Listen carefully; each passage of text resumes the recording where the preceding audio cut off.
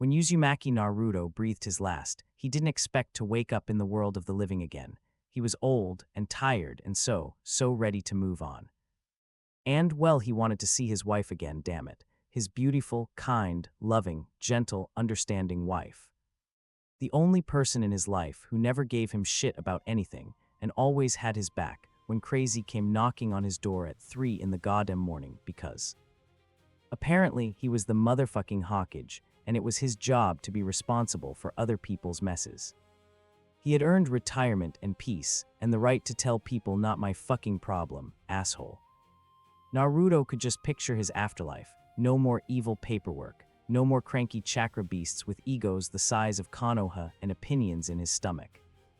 No more psychos with plans of world domination and stupid, overpowered bloodline limits. Why the hell had he wanted to become Hawkage in the first place? Nobody told him it was going to be like this. He didn't even know that collateral damage was a thing before he took the hat. So many forms. Why, Lee, why? There's a reason for subclause 3 that clearly states no alcohol during missions. Never before had Naruto suffered from migraines and carpal syndrome. So much for Kurama's vaunted healing factor. In other words, he was just so done with everything and everyone. Old man Sarutobi was in for a hell of a beating for feeding his young, impressionable mind such bullshit when Naruto met him again. Hirosenin and Itachi, the clever bastards, had the right idea all along. They still did their duty to the village, got a badass S-rank reputation, and no one expected spies to file reports.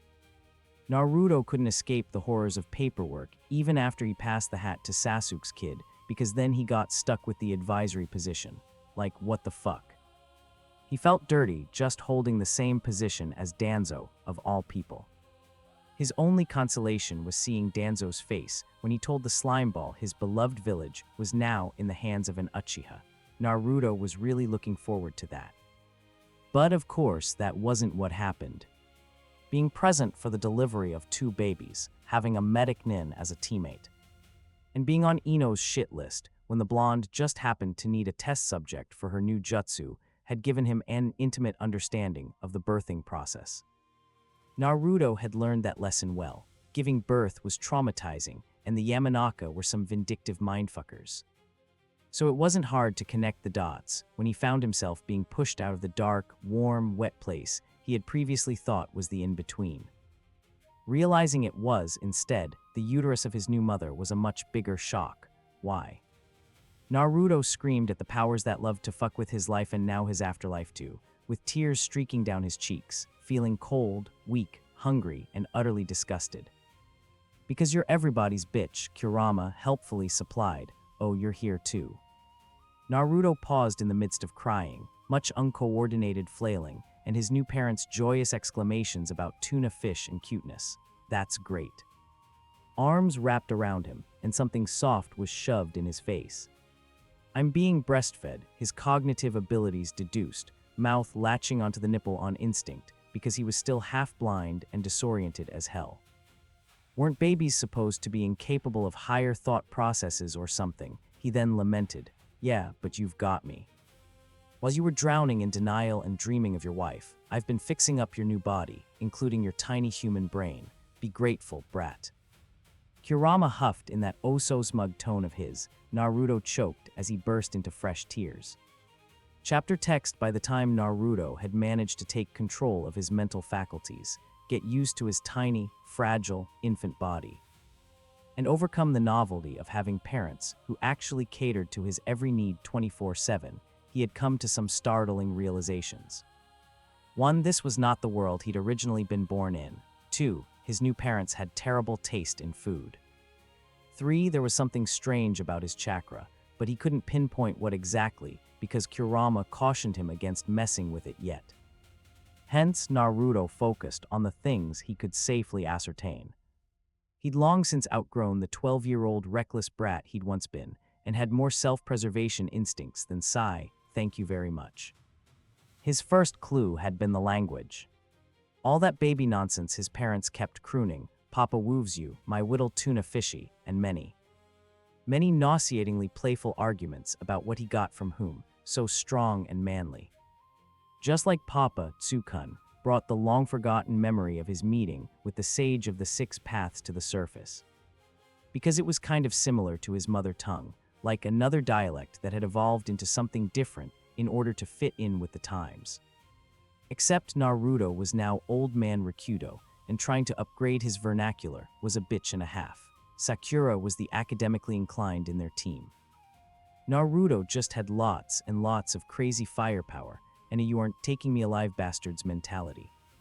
In retrospect, Sasuke was the more balanced out of the three of them when it came to putting theory into practice, and the asshole never once let him forget it. Neither did Kurama. Do not compare yourself or that detestable Uchiha to father. You'll never measure up. Kurama grinned, all teeth and contempt and schadenfreude, and with one flick of his tails, sent Naruto sprawling across the cold, hard floor of his mindscape. Father would have been fluent in mere seconds, just like when he was kind enough to dumb himself down to speak with you back then. I wouldn't have bothered if I were him. Don't I know it? Naruto tusked under his breath, rubbing his abused scalp, but tellingly didn't get up or contradict the giant fuzzball. Now shut up. I'm trying to understand what kind of people my new parents are, and what the hell is this weird obsession with tuna. It had better not be my new name. Because ramen, he could understand, even if Urosenin had later explained that no, you hopeless moron. You were named after the hero in your father's favorite book, which I, the gallant Jiraiya, wrote for your information. Oh, and in honor of your mother's clan, too. Not that it did any good. What kind of Uzumaki are you, brat? I told you to make a simple grade 1 storage seal. Storage. Why did it explode in Gamariki-san's face? Wait, where did the orange paint come from? Naruto. You know I was kidding, right? Haha, no, wait. Don't throw still, the point stood.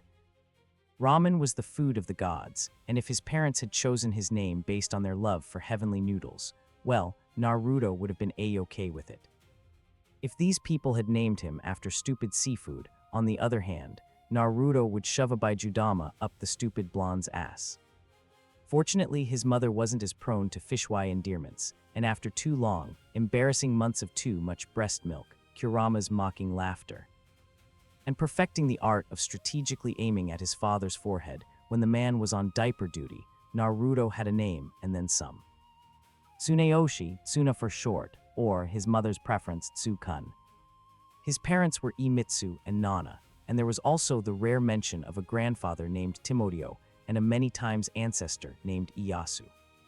Imitsu might have believed Naruto was oblivious like, normal babies, all those times he was being lulled to sleep in the man's arms, but the joke was on him. Even if Naruto tended to tune him out when Imitsu went on one of his tuna fish deliriums, Kurama didn't. Now the image of his stupid father, with his stupid grin, calling him Tsuna in his stupid voice, had triggered another memory. Of a brown-haired man, technically undead at the time, hugging a half-exasperated, half-wistful Granny Tsunade. Sobbing apologies in her hair and pleading for the village survival, and something about gambling debts. With an equally undead, white-haired man whose default expression seemed to be scowling next to them. Sawada Imitsu might have only shared an obnoxious shade of blonde hair with Namikaze Minato, but his personality was all Senju Hashirama. Coupled with his barely hidden anxiety and nightly ramblings about Naruto being the spitting image of Ieyasu and don't worry, my tuna fishy. Papa will protect you and you'll have a nice, long civilian life, I promise. It didn't bode well for Naruto's future aspirations of a paperwork-free nirvana. Naruto could only pray there was a Senju Tabarama in this secret family business he'd undoubtedly get dragged into. Kicking and screaming if he had anything to say about it, preferably in administration. The Nidaime might have been a humorless bastard without an ounce of compassion. And a stone-cold killer with zero tolerance for people who sometimes made the wrong choices, but he was efficient. He wasn't that bad. There was a subtle conflict of emotions inside that statement, if Naruto strained his ears before the fox's voice adopted his usual condescending drawl. Certainly better than the likes of Madara and Hashirama. For a human, he was almost tolerable. Scoffing, Naruto stared at him with knowing eyes. And I suppose your glowing endorsement of his character has nothing to do with the fact you both wanted to dance over Madara's corpse. As predicted, Kurama snapped, sullen and growling and with the countenance of someone who'd been terribly cheated. Bah, he was dead. Who cared if we stepped on his corpse just a little? Instead of replying, Naruto lowered his gaze to Kurama's little feet. Reite. The fox shuffled his feet, unrepentant and still looking petulant. And yeah, Naruto could more than empathize with old man Rikudo right now. Chapter 3, Chapter Text. His mother was a filthy liar. Naruto gazed into the mirror, betrayal churning deep in his gut, and despaired over what the reflection spelled out for his physical development. Strong and manly were not adjectives he'd attached to his new body type. It wasn't something that could be fixed with nutrition and exercise either. This was the body and the face of a Bishonen.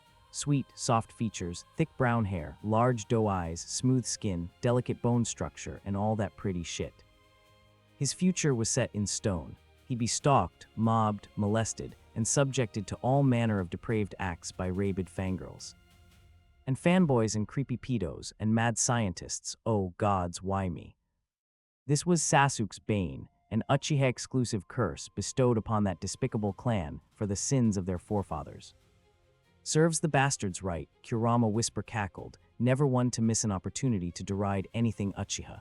Not mine. What did I ever do to deserve this fate? The fox's snickering was disturbing enough to pierce through Naruto's moment of totally justifiable hysteria. His left eye developed a slight twitch. Not amused but starting to become suspicious, he glared at the oversized pain in his ass. Stop laughing, Kurama, and do something about it. Didn't you say you fixed my body? If this is the result of your meddling, so help me gods, I will. Kurama's laughter ceased abruptly, as if offended Naruto would reach that conclusion. Yeah, right. Pot meet kettle. Shikamaru had never forgiven Naruto when he, on a whim of generosity he later came to regret, had gone to sleep and allowed Kurama full use of his body for a night. Nara's passive-aggressive approach to retribution was the stuff of legends. He also later came to know and dread. It had culminated in 4 weeks of misfiled paperwork, an ungodly amount of low-fat tofu, and collective mental breakdowns when the phrase "there will be a reckoning" came out of the Nara's mouth. Naruto had never forgiven Shikamaru either. His precious ramen, why Shika, just why TCH, I didn't alter your genes, brat.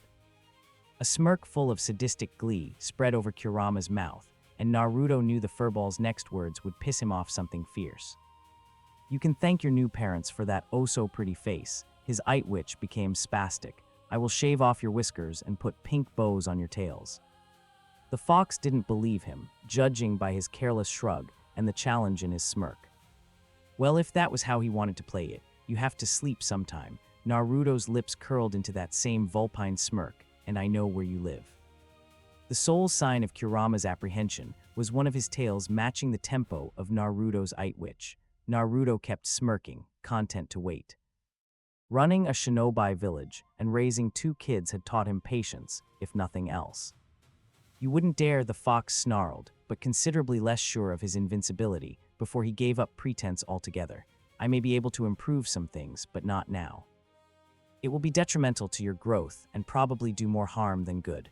Remind me again once you hit puberty, and don't expect any miracles. A couple of inches taller, denser bones, sharper senses. Yeah, I can do those, but not much else. You have to work out for the rest. Satisfied, Naruto nodded and let the matter drop. He had more important things to contemplate, like the fact his mother lied. He should have remembered that adults had lied to him all the time throughout his childhood, with him being none the wiser. Because the seal had been airtight back then, but Naruto had almost forgotten what that felt like. Nobody had the balls to lie to his face in a long, long time. After all, it was impossible to lie to a person with a chakra monster, capable of sensing negative emotions, and Yamanaka mindfuckers on his payroll. Except Sawada Nana didn't fit the stereotypical profile of a liar, quite the opposite, in fact, which was weird and, more importantly, worrying. Because she seemed to live in a perpetual state of lying to herself. Naruto knew all about masks and deception and fake smiles that hurt so fucking bad. Some days he just wanted to die and take everyone with him, but Nana's smiles weren't like that. Nobody could be this absent-minded, placid, gullible, optimistic, and so fucking zen. that it put natural sages like Agama Jiji to shame. Naruto chose to forget Agama Jiji was also a senile old toad. With narcoleptic tendencies and an annoying habit of spouting prophecies in his sleep, and thus not a good candidate for the sage archetype. More than that, though, she had gotten worse ever since his father skedaddled. It had been a grand affair, admittedly, filled with tears, declarations of undying love, and over-the-top tuna-fishy bullshit. The only thing that marred Imitsu's emotional departure was the guilt-ridden glance he shot Naruto before he tried to smother him in his lumberjack embrace. Still, Nana had waved him farewell, smile etched on her lips and stars in her eyes, and went on living her life like an earthbound bodhisattva. It was eerie, unnatural, and rang some alarming bells in Naruto's mind, you thinking what I'm thinking. And by that, he meant a female version of a reverse mind-fucked Yagura, conditioned to ignore reality and do good instead of evil. Kurama's lips peeled back for vicious snarl, teeth bared and fur bristling, because that was some serious shit and mental manipulation always rubbed him the wrong way. Could be, but how are you going to check if it is? And because he was a major dick, he drawled out, "You suck at genjutsu," but because he was also a big softy, deep. Deep inside his black shriveled heart, he couldn't help but add, "Her emotions are genuine, if you were worrying about that." Naruto snorted, shaking his head, though his worry didn't abate. "Thanks, but that doesn't reassure me, you know. If it's something like Kato Matsukami, then it would fool even you." As Kurama embarked on another tirade about accursed eyes and the arrogance of humans and father should have stayed celibate, Naruto silently bemoaned his non-existent talent for genjutsu and vowed to fix his mother's condition once he accessed his chakra. Chapter 4, Chapter Text. It took Naruto 5 years to fully grasp just how different this new world was. If he suspected his mother's mind had been tampered with before, he was now 100% certain. No normal person would exclaim, "Oh my, Tsukun, Mama is so proud of you, my little genius." When her 4-year-old son learned how to read and write in mere months, then proceeded to devour the local library. Or preferred to watch documentaries and the world news over cartoons with his morning milk on the television. On an unrelated note, the librarian was deeply unnerved by the whole Sawada family, a goddess of the hearth in human skin. A changeling child come to learn the ways of humans and subjugate the world, a construction worker in the South Pole, Yeti, her mind fearfully whispered. She brushed up on her knowledge of mythology and stocked up on protection talismans, just in case. What Naruto learned astounded him. His birth country alone dwarfed the elemental nations in terms of population, and Japan was only a tiny dot on the world map he made sure to memorize. If you know the terrain, Kakashi-sensei had once told him, gaze dark and haunted, 2 weeks into their newly formed team. In one of his rare moods where he offered valuable advice, instead of waxing lyrical about Ika Ika, you've already won half the battle. Your trap-making skills are top-notch, your tactics are innovative and unpredictable, and you've got an active imagination. Use it, Naruto. You'd make a damn fine ambush specialist. Naruto appreciated these little nuggets of wisdom as much as he hated seeing the shadows in the man's eyes, the pain, the grief, the self-loathing steeped into his soul. When he moved on from geography to history, though the people of this land had seen war on a scale Naruto could barely wrap his mind around, it was horrifying. The bloodline purges of the Bloody Mist had nothing on the genocides Hitler committed in his mad crusade for the Aryan race's superiority. There was just so much prejudice and discrimination and what the fuck for. Race, religion, gender, skin color. It was meaningless. Very few wars were waged for territory, the really old ones, when people still fought with swords and couldn't wipe out cities in the blink of an eye. They had mostly entered an era of peace in recent years, but Naruto wasn't fooled. Thanks to Granny Tsunade's lessons, countless council meetings, and decades of dealing with the fire daimyo's bullshit, he knew political warfare too damn well not to read between the lines.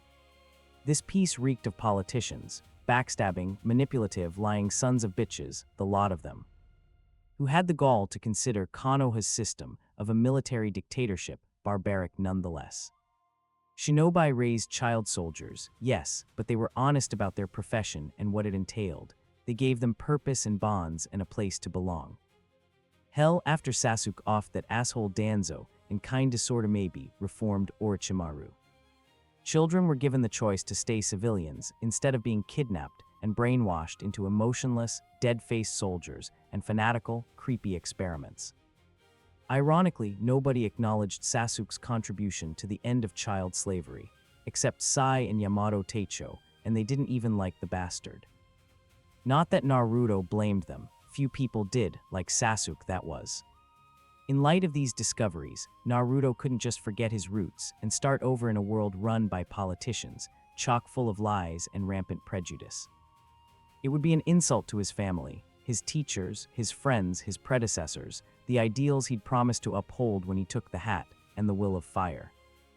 More than that, Naruto was a possessive bastard. Growing up alone, despised and shunned by the masses, had left scars in his psyche, scars that had cultivated some ingrained habits. That made him cling and fuss and be an overbearing mother hen, as Sai often joked. Hugging his wife to sleep, assigning Kage Bunshin to watch over his kids, dragging Kakashi-sensei and Sakura-chan to Ikaraku for ramen every week. Sending summoned toads to Sasuke when the bastard took too long to touch base. Visiting the academy just to chat with Iruka-sensei, sneaking into the clan compounds to prank his friends. Needling Kurama until the fox snapped and kicked him out, strolling through the village when the nightmares kept him up, all to reassure himself they were there. He wasn't about to let reincarnation, of all the ridiculous things that had befallen him, change him as a person. He was Uzumaki Naruto, Nanadame Hokage of Konohagakure, Jinchuriki of Kurama, Toad Sage of Mayabokuzen, son of Namikaze Minato and Uzumaki Kushina. Husband to Hyuga Hinata, father to Boruto and Himawari, teammate of Uchiha Sasuke and Haruno Sakura, pupil of Yumino Iruka and Hadake Kakashi and Jiraiya. He had bled and fought and sacrificed for all of them. They were his. He would become Sawada Tsuneyoshi, because Imitsu and Nana were his now too, but in his core, in the deep places of his soul, he'd always be Uzumaki Naruto. Glad your angst fest is now over. I almost mistook you for an Uchiha with all this damn introspection and woe is me drama. Of course wait a minute, Naruto rewound Kurama's words in his mind. Was that modern slang? You've been watching late-night talk shows again, he then deadpanned. This is the last time I'm giving you control of the TV remote when I'm thinking, the fox scoffed, irreverent as ever. So sue me, you humans are entertaining creatures.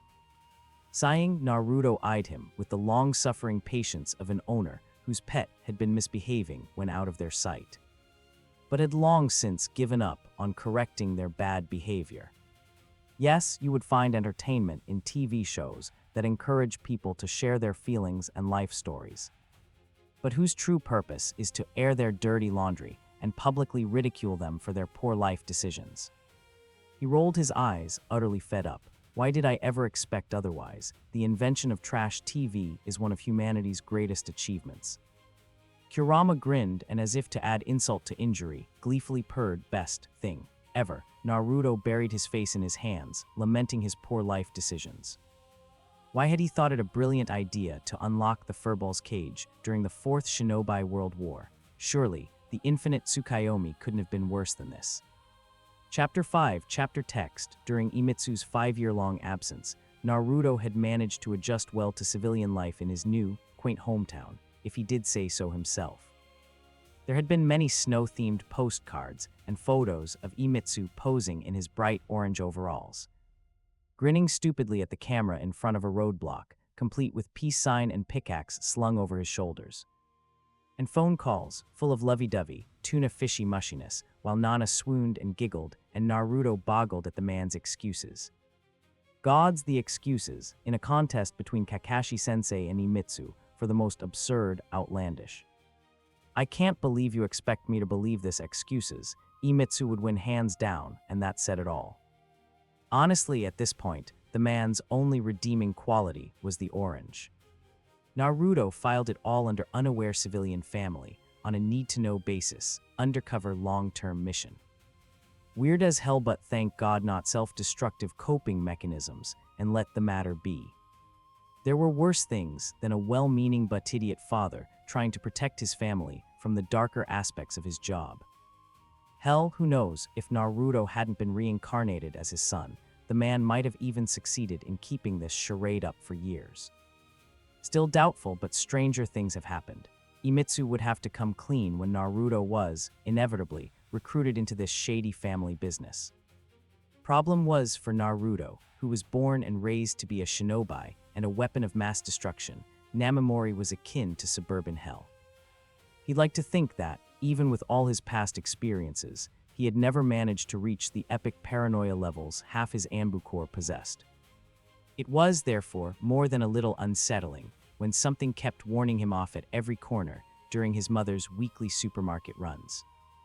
From dark alleys to construction sites, to red lights, to overly aggressive strays, to delinquent teenagers, to tattooed men who sported the classic Yakuza look. Don't get him wrong, he could understand how all these things might be dangerous for small defenseless kids, but it never stopped. This couldn't be him, right? It's not you, brat. I think this might actually be a Kekkei Genkai. Huh, that would have never even crossed his mind. What, like super intuition or something? It made sense though. Still, out of all the cool Kekkei Genkai, why did it have to be this one? It's useless and distracting, of course it is. The fox shrugged, unsympathetic to his plight. It's newly awakened, so untrained. Could be a great asset if you manage to control it though. True, but there was an important detail missing. And how, exactly, am I supposed to do that? I don't know. Why don't you ask that stupid father of yours? Chances are you got it from his side of the family. Kurama and Naruto stared at each other, letting that thought stew, before they opened their mouth at the same time. Meditation might help. Meditation it is. Before Naruto could implement his new Kekkei Genkai training though, Nana got another tooth-rottingly sweet phone call that heralded Imitsu's much-awaited return. His intuition screamed, well then, however annoying his super intuition was, it had never technically been wrong. Case in point, 2 days later, Imitsu arrived on their doorstep with an old man who exuded the same aura as the Sandam. Naruto hid behind Nana's legs, playing the part of the ignorant civilian child he was supposed to be. Seeming uncomfortable with strangers on the outside, while he analyzed the old man before him. He was foreign and dressed to the nines, carried a jewel-adorned, polished scepter that looked more like a family heirloom than a walking stick, held the self-assured posture of an aged leader and the loose poise of an experienced fighter, and had kind, weary eyes that, in turn, subtly scrutinized Naruto as if searching for something. He's my clan head, ain't he? He concluded, pinching the bridge of his nose. This is like the heir presentation ceremony old clans like the Hyuga do, because it's traditional. Only more informal since Nana isn't in the know about clan affairs, and Imitsu wants to keep his family hidden. Which, so unfair, Naruto thought he had at least escaped this whole clan bullshit. His wife was awesome, yeah, but her clan was a bunch of self-entitled pricks who insisted on strict decorum and proper manners, and had to stick up their ass the size of Gamabunta. They branded their kids with the caged bird seal before Hinata abolished that practice, for fuck's sake. Then it struck him why Sawada I'm totally civilian, honest, honey Imitsu would bring the clan head to meet his family. Old man's here to check if I have the Kekkei Genkai. Looks like it so far. Kurama hummed, blood-red eyes gleaming with an unholy light that Naruto didn't like one bit. If he slaps a seal on you, it's going to be exactly like the good old days. God admit, Kurama, don't jinx it. Super intuition is nothing like the Byakugan. Why would one need to seal it? It's not like it can be stolen. Even as he said that, Naruto resigned himself to the possibility of it happening. He had a history with seals and fathers who thought they knew best after all. A bad one. Papa is home, Tsukun. Come give Papa a hug, my cute tuna fishy. Not in the mood for Imitsu's antics after his conclusions, Naruto's cute, innocent mask slipped off his face. He stared at Imitsu's stupid, grinning mug and said with as much venom as his childish voice could produce, Kyuso Oyeji. If he was going to end up with another seal on his body because of his father, he'd make damn sure to voice his displeasure. Imitsu's stupid grin, too, slipped off his face, the fact his son called him shitty old man not computing in his brain. He blinked once-twice, then turned to his wife with tears shining in his eyes. Nana, my tuna fish hates me. Giggling, Nana patted his arm. Ara, he doesn't hate you, honey. Silly Anata, he just hasn't seen you in a while. Huh, well, what do you know? Bullshit excuses must run in both sides of the family. Amused, Naruto barely suppressed a snort. 5 minutes later, he was much less amused when his parents abandoned him to the clan head's company out in the garden. Hello, Tsuneyoshi-kun. The old man smiled at him, and wow, that was the Sandame's smile right there. From the soft crinkling of skin around his eyes, to the indulgent tilt of his lips, down to the warm feeling, it gave Naruto every time he saw it. My name is Timodio di Vengola, but you can call me Nan-no. It means grandfather in my language. Trying to ignore the warm fuzzes in his stomach, Naruto smiled back at him, his cute kid act back in place. Nan-no Timo is Papa's papa, Timodio laughed. Yes. We are all family. The way he intoned that word, family, invoked trust and safety and protection. It put Naruto on edge even as it drew him closer. This isn't normal, right? Gritting his teeth through his smile, Naruto grew more agitated the stronger the feeling became. I was way too wary of him to start trusting him just cause he smiled at me like the Sandame used to. He's doing something. Kurama sat up, brows furrowed, as a wave of heat slammed into them. The fox shrugged it off with the kind of contemptuous ease Naruto greatly envied right now. It wasn't half as easy for him to do so. Oh, I think he's coaxing your chakra. Don't know why, but he's trying to see if he gets a response. The temperature rose and he was burning. Naruto panicked, then he was on fire. From the expression of utter stupefaction on Timodio's face, that wasn't the sort of response he was expecting either. The old man gazed at him with a mixture of emotions, while Naruto kept burning until he settled on one Naruto recognized: determination. Namikaze Minato had worn the same expression once upon a time. It didn't end well for everyone involved until many years later. Naruto could only bang his head against Kurama's paw while the fox howled with laughter. Timodio's finger was on fire now, too, and creeping towards Naruto's forehead. What the fuck, oh well, he sighed, surrendering to his fate, because fighting against it would cause more trouble than it was worth. Here comes the seal. And indeed it came. Only Naruto poked at the fiery orange chakra that burrowed under his skin and kinda caged his own. This was like a chakra suppression seal. He murmured, torn between being ecstatic it wasn't the caged bird seal and horrified at how shoddy it was. First of all, Kurama could burn it off in 3 seconds flat, but since Timodio wasn't aware of the biju stuck in Naruto's gut, he could be excused for not taking that into account and only aiming for Naruto's chakra. Not that he had a chance in hell of suppressing the fox's chakra with this kind of seal. And second, this seal was so unbalanced, it was guaranteed to bleed off and mess up other stuff besides chakra. Hell, the nervous system would be the first thing it would royally fuck up.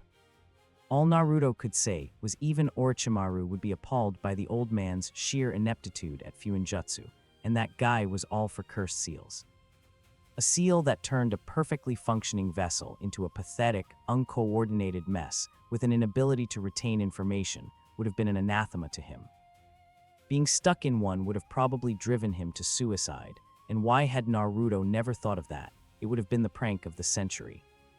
Maybe Timodio wasn't such a lost cause, in terms of prank seals at least. He probably read about the seal somewhere, but never had cause to use it.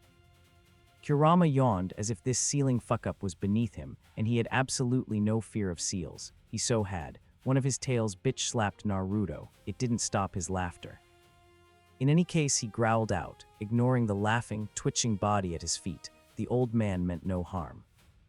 I can sense no negative emotions besides regret and sorrow and, self-blame. Still don't know why he was trying to coax your chakra, but he does regret it now. So he meant well, but is just crap at seals. Mind made up, Naruto cracked his knuckles, breaking out in a grin so wide it made Kurama take 2 steps back.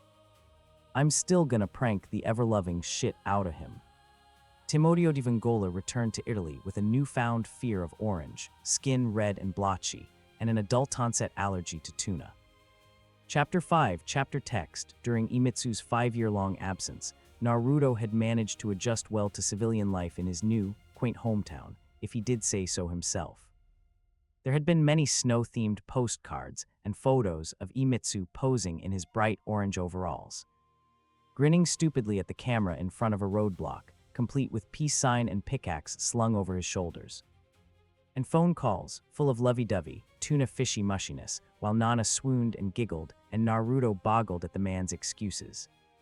Gods the excuses, in a contest between Kakashi-sensei and Imitsu for the most absurd, outlandish. I can't believe you expect me to believe this excuses. Imitsu would win hands down, and that said it all.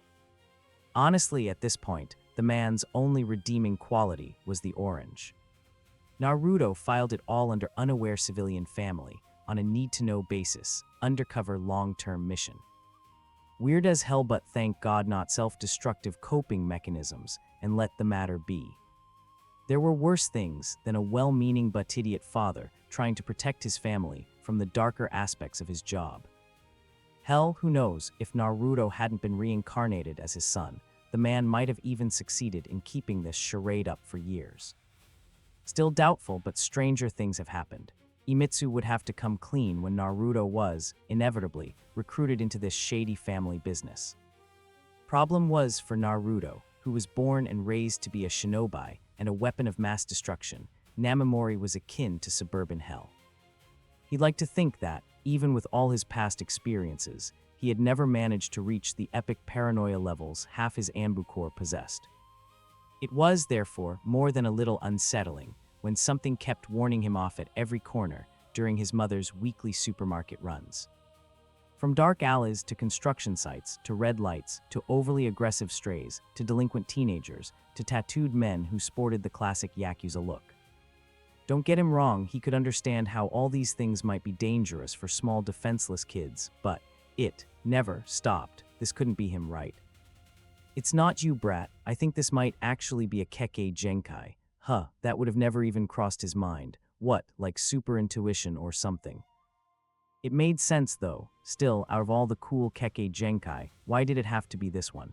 It's useless and distracting, of course it is. The fox shrugged, unsympathetic to his plight. It's newly awakened, so untrained. Could be a great asset if you manage to control it though. True, but there was an important detail missing. And how, exactly, am I supposed to do that? I don't know. Why don't you ask that stupid father of yours? Chances are you got it from his side of the family. Kurama and Naruto stared at each other, letting that thought stew, before they opened their mouth at the same time. Meditation might help. Meditation it is. Before Naruto could implement his new Kekkei Genkai training though, Nana got another tooth-rottingly sweet phone call that heralded Imitsu's much-awaited return. His intuition screamed, well then, however annoying his super intuition was, it had never technically been wrong. Case in point, 2 days later, Imitsu arrived on their doorstep with an old man who exuded the same aura as the Sandam. Naruto hid behind Nana's legs, playing the part of the ignorant civilian child he was supposed to be. Seeming uncomfortable with strangers on the outside, while he analyzed the old man before him. He was foreign and dressed to the nines, carried a jewel-adorned, polished scepter that looked more like a family heirloom than a walking stick, held the self-assured posture of an aged leader and the loose poise of an experienced fighter, and had kind, weary eyes that, in turn, subtly scrutinized Naruto as if searching for something. "He's my clan head, ain't he?" he concluded, pinching the bridge of his nose. This is like the heir presentation ceremony old clans like the Hyuga do, because it's traditional. Only more informal since Nana isn't in the know about clan affairs, and Imitsu wants to keep his family hidden. Which, so unfair, Naruto thought he had at least escaped this whole clan bullshit. His wife was awesome, yeah, but her clan was a bunch of self-entitled pricks who insisted on strict decorum and proper manners, and had a stick up their ass the size of Gamabunta. They branded their kids with the caged bird seal before Hinata abolished that practice, for fuck's sake. Then it struck him why Sawada I'm totally civilian, honest, honey Imitsu would bring the clan head to meet his family. Old man's here to check if I have the Kekkei Genkai. Looks like it so far, Kurama hummed, blood-red eyes gleaming with an unholy light that Naruto didn't like one bit. If he slaps a seal on you, it's going to be exactly like the good old days. God admit, Kurama, don't jinx it. Super intuition is nothing like the Byakugan. Why would one need to seal it? It's not like it can be stolen. Even as he said that, Naruto resigned himself to the possibility of it happening. He had a history with seals and fathers who thought they knew best after all. A bad one. Papa is home, Tsukun. Come give Papa a hug, my cute tuna fishy. Not in the mood for Imitsu's antics after his conclusions, Naruto's cute, innocent mask slipped off his face. He stared at Imitsu's stupid, grinning mug and said with as much venom as his childish voice could produce, Kyuso Oyeji. If he was going to end up with another seal on his body because of his father, he'd make damn sure to voice his displeasure. Imitsu's stupid grin, too, slipped off his face, the fact his son called him shitty old man not computing in his brain. He blinked once, twice, then turned to his wife with tears shining in his eyes. Nana, my tuna fish hates me. Giggling, Nana patted his arm. Ara, he doesn't hate you, honey. Silly Anata, he just hasn't seen you in a while. Huh, well, what do you know? Bullshit excuses must run in both sides of the family. Amused, Naruto barely suppressed a snort. 5 minutes later, he was much less amused when his parents abandoned him to the clan head's company out in the garden. Hello, Tsuneyoshi-kun. The old man smiled at him, and wow, that was the Sandame's smile right there. From the soft crinkling of skin around his eyes to the indulgent tilt of his lips, down to the warm feeling, it gave Naruto every time he saw it. My name is Timodio di Vengola, but you can call me Nan-no. It means grandfather in my language. Trying to ignore the warm fuzzes in his stomach, Naruto smiled back at him, his cute kid act back in place. Nan-no Timo is Papa's papa, Timodio laughed. Yes. We are all family. The way he intoned that word, family, invoked trust and safety and protection. It put Naruto on edge even as it drew him closer. This isn't normal, right? Gritting his teeth through his smile, Naruto grew more agitated the stronger the feeling became.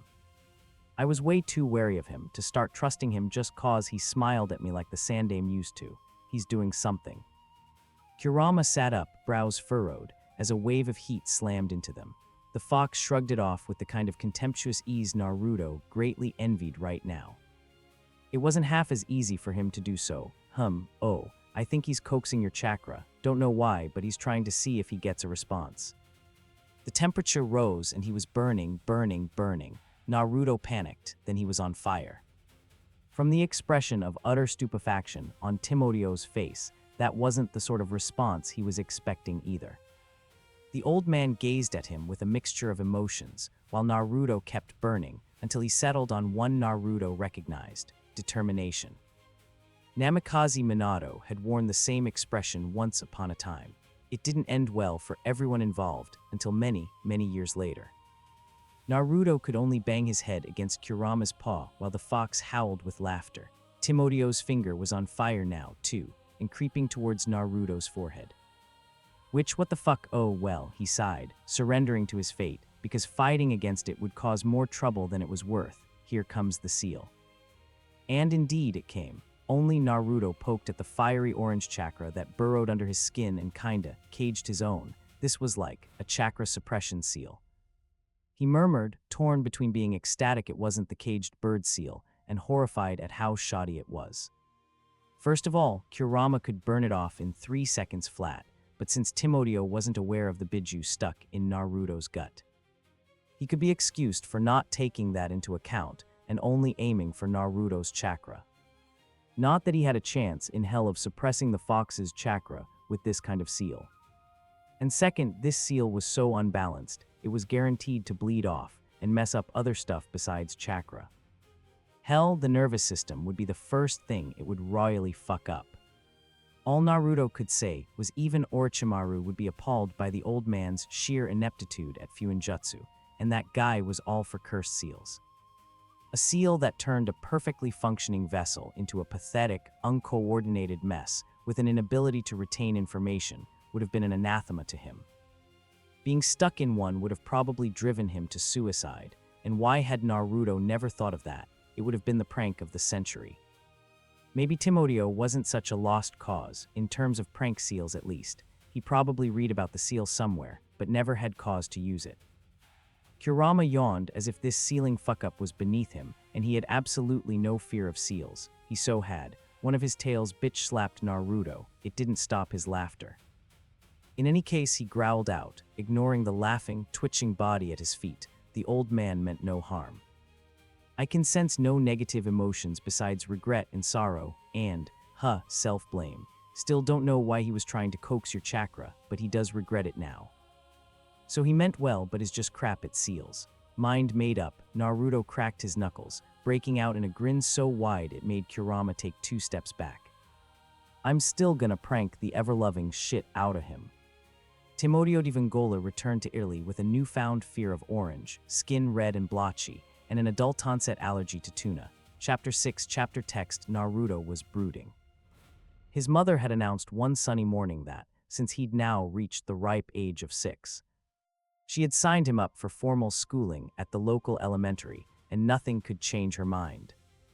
He had argued in favor of homeschooling or private tutoring. He had tried reasoning, pleading, pouting, sulking, even calling his useless father to advocate his case, only for Imitsu to feed him some bullshit about how school is an important formative experience. Sukun and listen to your mama, tuna fishy, she knows best and you need to make some friends, it'll be good for you, son. That Kurama actually agreed with his stupid father on the last part shocked him enough for the fox's words to register in his stubborn mind. You'll always have me, Naruto, Kurama began, voice soft but wrapped in steel, staring at him, staring through him, but you need to connect with people in this world. You've never been a solitary creature, brat, you need people in your life. Naruto knew the situation was critical then, because Kurama didn't do this sentimental crap on principle. School is full of little kids, he tried to argue, sounding rather petulant even to his own ears. I have nothing in common with them. Which was true, but not the real issue, and they both knew it. Sighing like an exasperated parent who had to have this conversation with their kid at least once in their lifetime, Kurama shook his head. Try it out for a couple of months, and if you can't deal with kids, then send a shadow clone to school and henge to an adult form to mingle with people closer to your mental age. That should be enough of an incentive to start your chakra control training.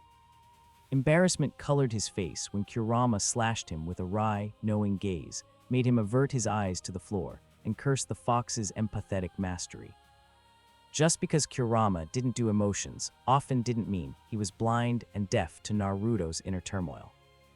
For the fox to intervene this time, instead of letting him sort through his issues alone, meant Naruto had been doing a fine impersonation of an ostrich and burying his problems so deep he'd need an earth jutsu to excavate them. Or a meddlesome biju, don't think I haven't noticed you've been slacking off. The old man's shitty seal has been gone for months, yet all you do is taijutsu training and meditation for your Kekkei Genkai. You keep thinking, what's the point? You've been doing well so far, but you're not really adjusting, brat, just fooling yourself that you have. You miss your family, your friends, your village, your old life, and that's fine, you're allowed to miss them, but that's not really living, is it? That was the heart of the matter, wasn't it? Sheepishly, Naruto rubbed the back of his neck, peeking at the fox from the corner of his eye like a chastised child, unaccustomed to being in this position. 90% of the time, he was the voice of reason and maturity in their partnership. It was mortifying for both of them that they had to have this kind of conversation. Kurama's eyes narrowed, as if blaming him for having to point this out, then the fox said, "Sharp and flinty and final, go out there, make some friends, start training seriously, and get out of your funk." And that was the end of it. So here he was, his first day at Namamori Elementary, sitting under a tree in the schoolyard during lunch break, eating his bento while little kids were being little kids all over the place. It was boring as all get out, or at least it was until one black-haired runt, maybe a year older than him, made a beeline for him with recognition in his cloud-gray eyes. Carnivore, the brat breathed out when he reached Naruto, reverent as fuck. Eyes wide and full of wonder, keeping a respectable read, safe out of weapons reach, distance from him. Naruto was certain he'd never met the kid before, so with that thought in mind, he turned to the other source who might know what was going on but vainly hoping otherwise. He'd given him control for one night in order to burn off that seal, for Sage's sake. How much trouble could he have caused in one night? A whole fucking lot, he then amended. Naruto should have learned from the Nara tofu incident. What did you do? Silence. Kurama. Jittery shifting of feet. Explain. Guilty swishing of tails now. The fox broke his suspicious silence, only to launch into a quick, mumbled sequence of words, almost too low for Naruto to hear. Unfortunately, he did hear, then wished he hadn't.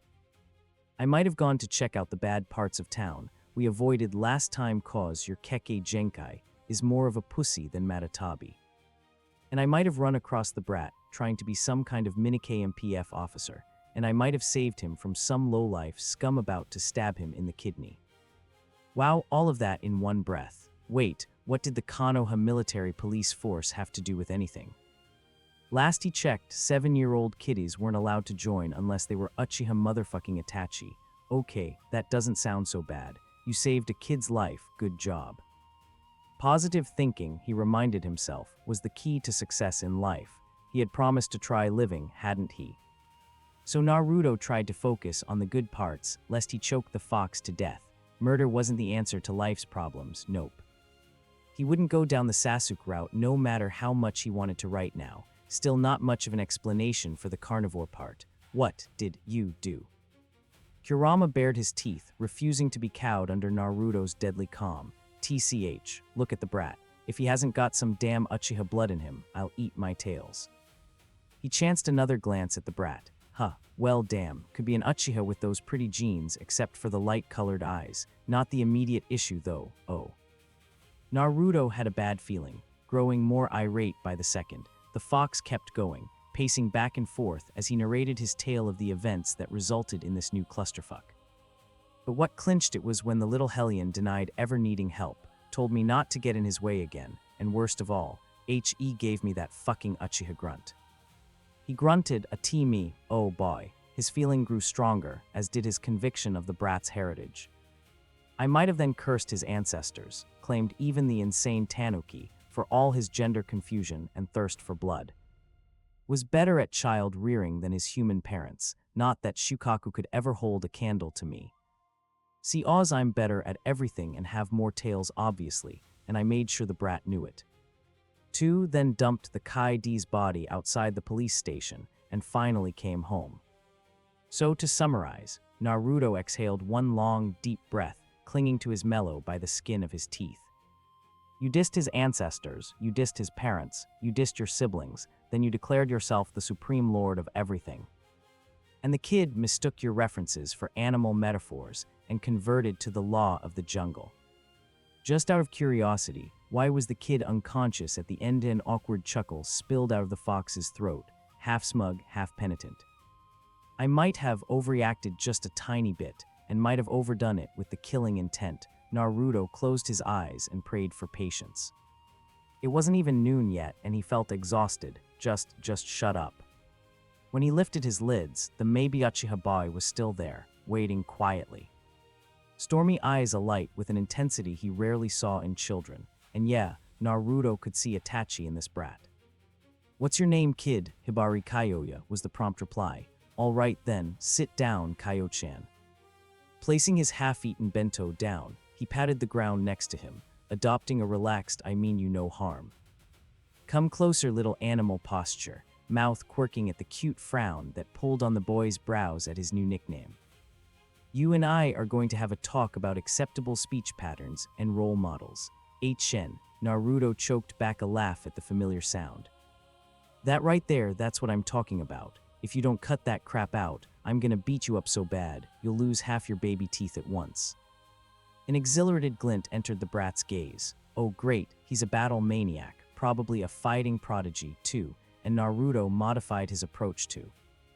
I'm gonna regularly beat you up till you lose all your baby teeth and grow some fangs, but only if you let go of the. He forced himself to make the dreaded sound. It was for the good of the kid, he had to. Shen, the boy seemed to ruminate on his Nautrillian offer, then slowly, if reluctantly, nodded. Naruto huffed out the laugh he'd been holding in ever since the brat sat down. Words, Kyo-chan, I need words. As though pained, Kyoya ground out, I understand, carnivore. Ah well, kid would learn. He wasn't old enough for the Uchiha grunt to have become an intrinsic reflex yet. Naruto would stake his love of orange on ridding the kid of it. Now time to correct Kurama's stupid blunder, an animal kingdom obsession. Really, Kurama did bashful as well as he did feelings, but at least he had the sense to stay silent. And that's another thing. You and I may know that the laws of nature eat the laws of humans for breakfast. But we live in human society, and so we must adapt to their lifestyle, which includes human interaction and using the appropriate forms of address. Got it. Kyoya appeared mutinous at that, as if accepting this type of worldview would negate Naruto's dominance over him, and thus ruin his chances of ever taking his place among the true carnivores of the world. A trickle of killing intent, a flash of red-slit eyes, the boy went rigid, a strangled high wrenched from his mouth on pure instinct, then peered at Naruto with undisguised awe. Curiously, eagerly, he asked, "What should I call you?" Well, there was only one response he could now give. How about sensei? Kurama chuckled, too pleased to even feign annoyance at Naruto's choice of a maybe Uchiha pupil. So, you're going to take the runt as a student? Naruto flipped him off. Weren't you the one who told me I needed to make connections? Chapter 7, chapter text. Naruto had a problem, and his name was Hibari Kyoya. Taking on the brat was all well and good, but Naruto knew that giving him individual training without laying the groundwork for teamwork was a recipe for disaster. His own son had driven that point home. It took a chakra-sucking alien, a power-hungry scientist, and some all-Rasengan-style god slaying to cure Boruto of his one-man show mentality. Kyoya needed teammates, which meant Naruto had to find him some. Never mind how difficult it would be to convince two little kids to take up shinobi training from another 6-year-old in this day and age. He'd lucked out with Kyoya, in part because of Kurama's idiotic stunt, and in part because, as the brat had later informed him, there was apparently some kind of killer baby in Kyoya's family tree. Hence his easy acceptance of Naruto's superiority in all things carnivore. In retrospect, he should have been less concerned about how to introduce little kids to the shinobi world and more worried about how well they took to it.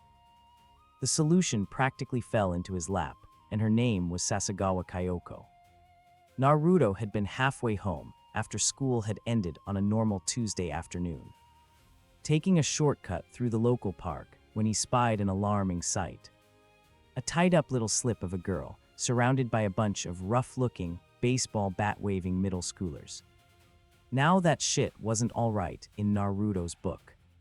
So he beat the living tar out of the morons who thought kidnapping little girls was the upstanding thing to do, and he enjoyed every second of it. Although he might have enjoyed it a little too much, if the way the girl flinched when he untied her was any indication. Naruto eyed the rope burns around the girl's small wrists and ankles with distaste, the desire to destroy those assholes seething anew in his blood. Then took out some bandages and antiseptic cream. He always carried half the pharmacy with him thanks to Kyoya's overeagerness. Brat just wouldn't stay down and gently applied them to the wounds. By the time he finished, the girl had stopped flinching, though she still winced in between sniffles and pitiful hiccups. He pasted a bright smile on his face, as if he hadn't just performed a one-sided, non-lethal massacre followed by emergency treatment like a pro, and nudged her shoulder to take her attention away from the unconscious bodies all around them. "Hey, are you all right?" A smile curved her lips, thin and tremulous, but she was no longer afraid of him. Naruto counted it as a win. Thank you for saving me." Well, that wouldn't do. He leafed through his memories until he found one that fit. Team 7 rooftop introduction it was. "I'm Sawada Tsuneyoshi, but you can call me Naruto. I really like ramen. My favorite color is orange." The ramen tidbit also explained his nickname, and miracle of miracles, it worked like a charm. The girl's smile broadened until it covered half her face. She dried her teary eyes with the back of her hand, then half tittered, half announced, "I'm Sasagawa Kyoko. I like cake in the color yellow. Nice to meet you, Naruto-kun." Awesome. Now that the tears were over, he could extract some information out of her. His gaze swept over the bodies in a casual, dismissive manner, to remind her there was no danger, and she was free to speak of her ordeal. "These guys said something about your brother, Kyoko-chan." A scowl wedged itself between her brows, and she bit the flesh of her lip violently. At the mention of her brother perhaps, well, whatever. Anger was better than self-pity. Naruto gave her an encouraging tilt of his chin. Oni-chan likes to fight a lot. They wanted to beat him up, so they took me to get him to come save me. I just wish Oni-chan would stop fighting before he gets hurt, but he never listens to me. She was breathing hard, all angry gestures and red-tinged cheeks, and wow, this girl was a real spitfire when she got passionate. Very young Sakura-like, oh. It required a delicate touch, but this might just work. You know, Kyoko-chan, fighting isn't so bad. He smiled warmly, his old hawkish voice bleeding through, the tone he used in the speech he had to give for the academy entrance ceremony every year. Police officers fight the bad guys, army soldiers fight for their country, and there are the firefighters too. As long as your brother knows what he's fighting for, then he's gonna be okay. Kyoko went quiet as she gazed at him, chewing on her bottom lip, caramel eyes peeking through her lashes. You really think so? Absolutely. Naruto nodded once, sure and unyielding, because if there was one thing he believed in, it was fighting for your dreams and your precious people. What he hadn't accounted for was Kyoko giggling as she beamed at him. You're really smart, ni, Naruto-kun, I guess. Naruto coughed, the tips of his ears flushed, fingers fumbling with the short, spiky tufts of hair on the nape of his neck. Even if it came from a little girl he had just saved, it felt damn good to be called smart for a change. That settled it. He wasn't only doing this for Kyoya's sake anymore, but for hers. Kyoko deserved a chance to stand on her own 2 feet, and by the gods, Naruto was going to make sure no one would be able to take advantage of her kind nature ever again. Clearing his throat, he pushed all of his sincerity and I'll make you a badass Kunoichi feels into his gaze and met the girl's big, liquid eyes. Listen, me and my friend trained together. If you want to help your brother, why don't you also learn how to fight? That way you'll never get caught again, and your brother won't worry about you. You can even beat him up when he's being stubborn and not listening to you. Instead of the cliched fighting is for boys, and I don't want to beat Oni-chan, he half expected to hear. Kyoko's eyes grew bigger if that was even possible, lower lip trembling, as a stutter of words sprang from her mouth. But Oni-chan is so strong, and I'm me. And damn, if that wasn't Hinata's brand of stutter and inferiority complex before Neji got all that fate crap beaten out of him by Naruto. Started treating her like family and gave it his best to build some confidence back into her. Naruto might have been her source of inspiration, but Neji was the one who did the heavy lifting on Project Future Heiress of the Hyuga clan. It was one of his few regrets that he hadn't realized how much his wife needed his support sooner in life. Resolve firmed, Naruto took her tiny hands in his and vowed to become Kyoko's Neji. In honor of Neji's efforts for his wife's memory, and because Kyoya would be a right terror without teammates to reel him in when he got excited, I'll teach you how to beat him. You can definitely do it. Kyoko stared at him as if he hung the moon and the stars. Insecurity leaching out of her mien to be replaced by a new sense of purpose, golden fire burning in the depths of her eyes. A feral grin split the seam of her mouth, showing rows of white teeth and the wild side of joy. Okay, she happily chirped, then kicked the nearest unconscious asshole in the nuts. Caught aback by her newfound ferocity, Naruto could only blink, and did she just channel chakra to her eyes? For a second there, yes, might be something worth looking into. Oh. It wasn't my imagination. Good to know. Now, how to break the news to Kyoya. This is Sasagawa Kyoko, Kyo-chan. She'll be your teammate from now on. Treat her well. Kyoya stared at Naruto. Naruto stared back. Hibari Kyoya, the brat deigned to bite out after a tense, heavy silence. Sparking with "Why are you doing this to me, sensei?" and "You'd better not make her cry, brat," static in the air. Still, Kyoko smiled at the sullen boy, sparkles and rainbows and fucking unicorns frolicking in the background. Nice to meet you, Kyoya-kun. Let's be friends, ni.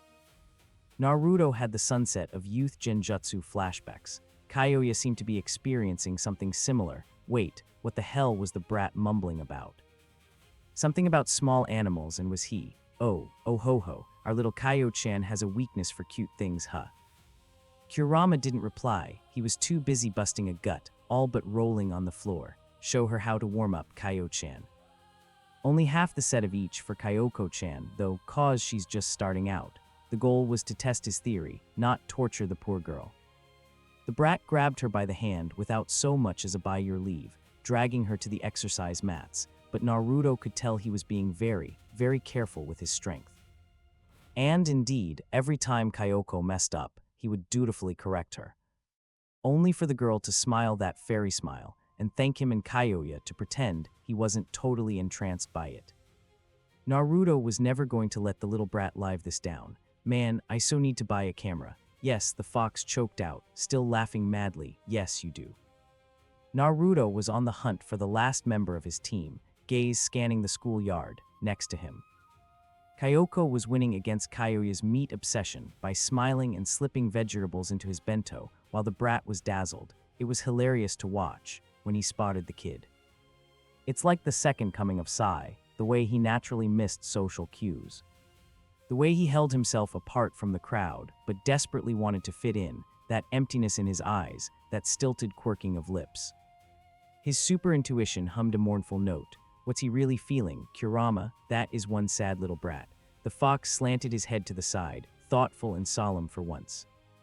I'm talking real deep pain and grief here. He's crying inside, probably lost someone close to him recently. That was all Naruto needed to hear.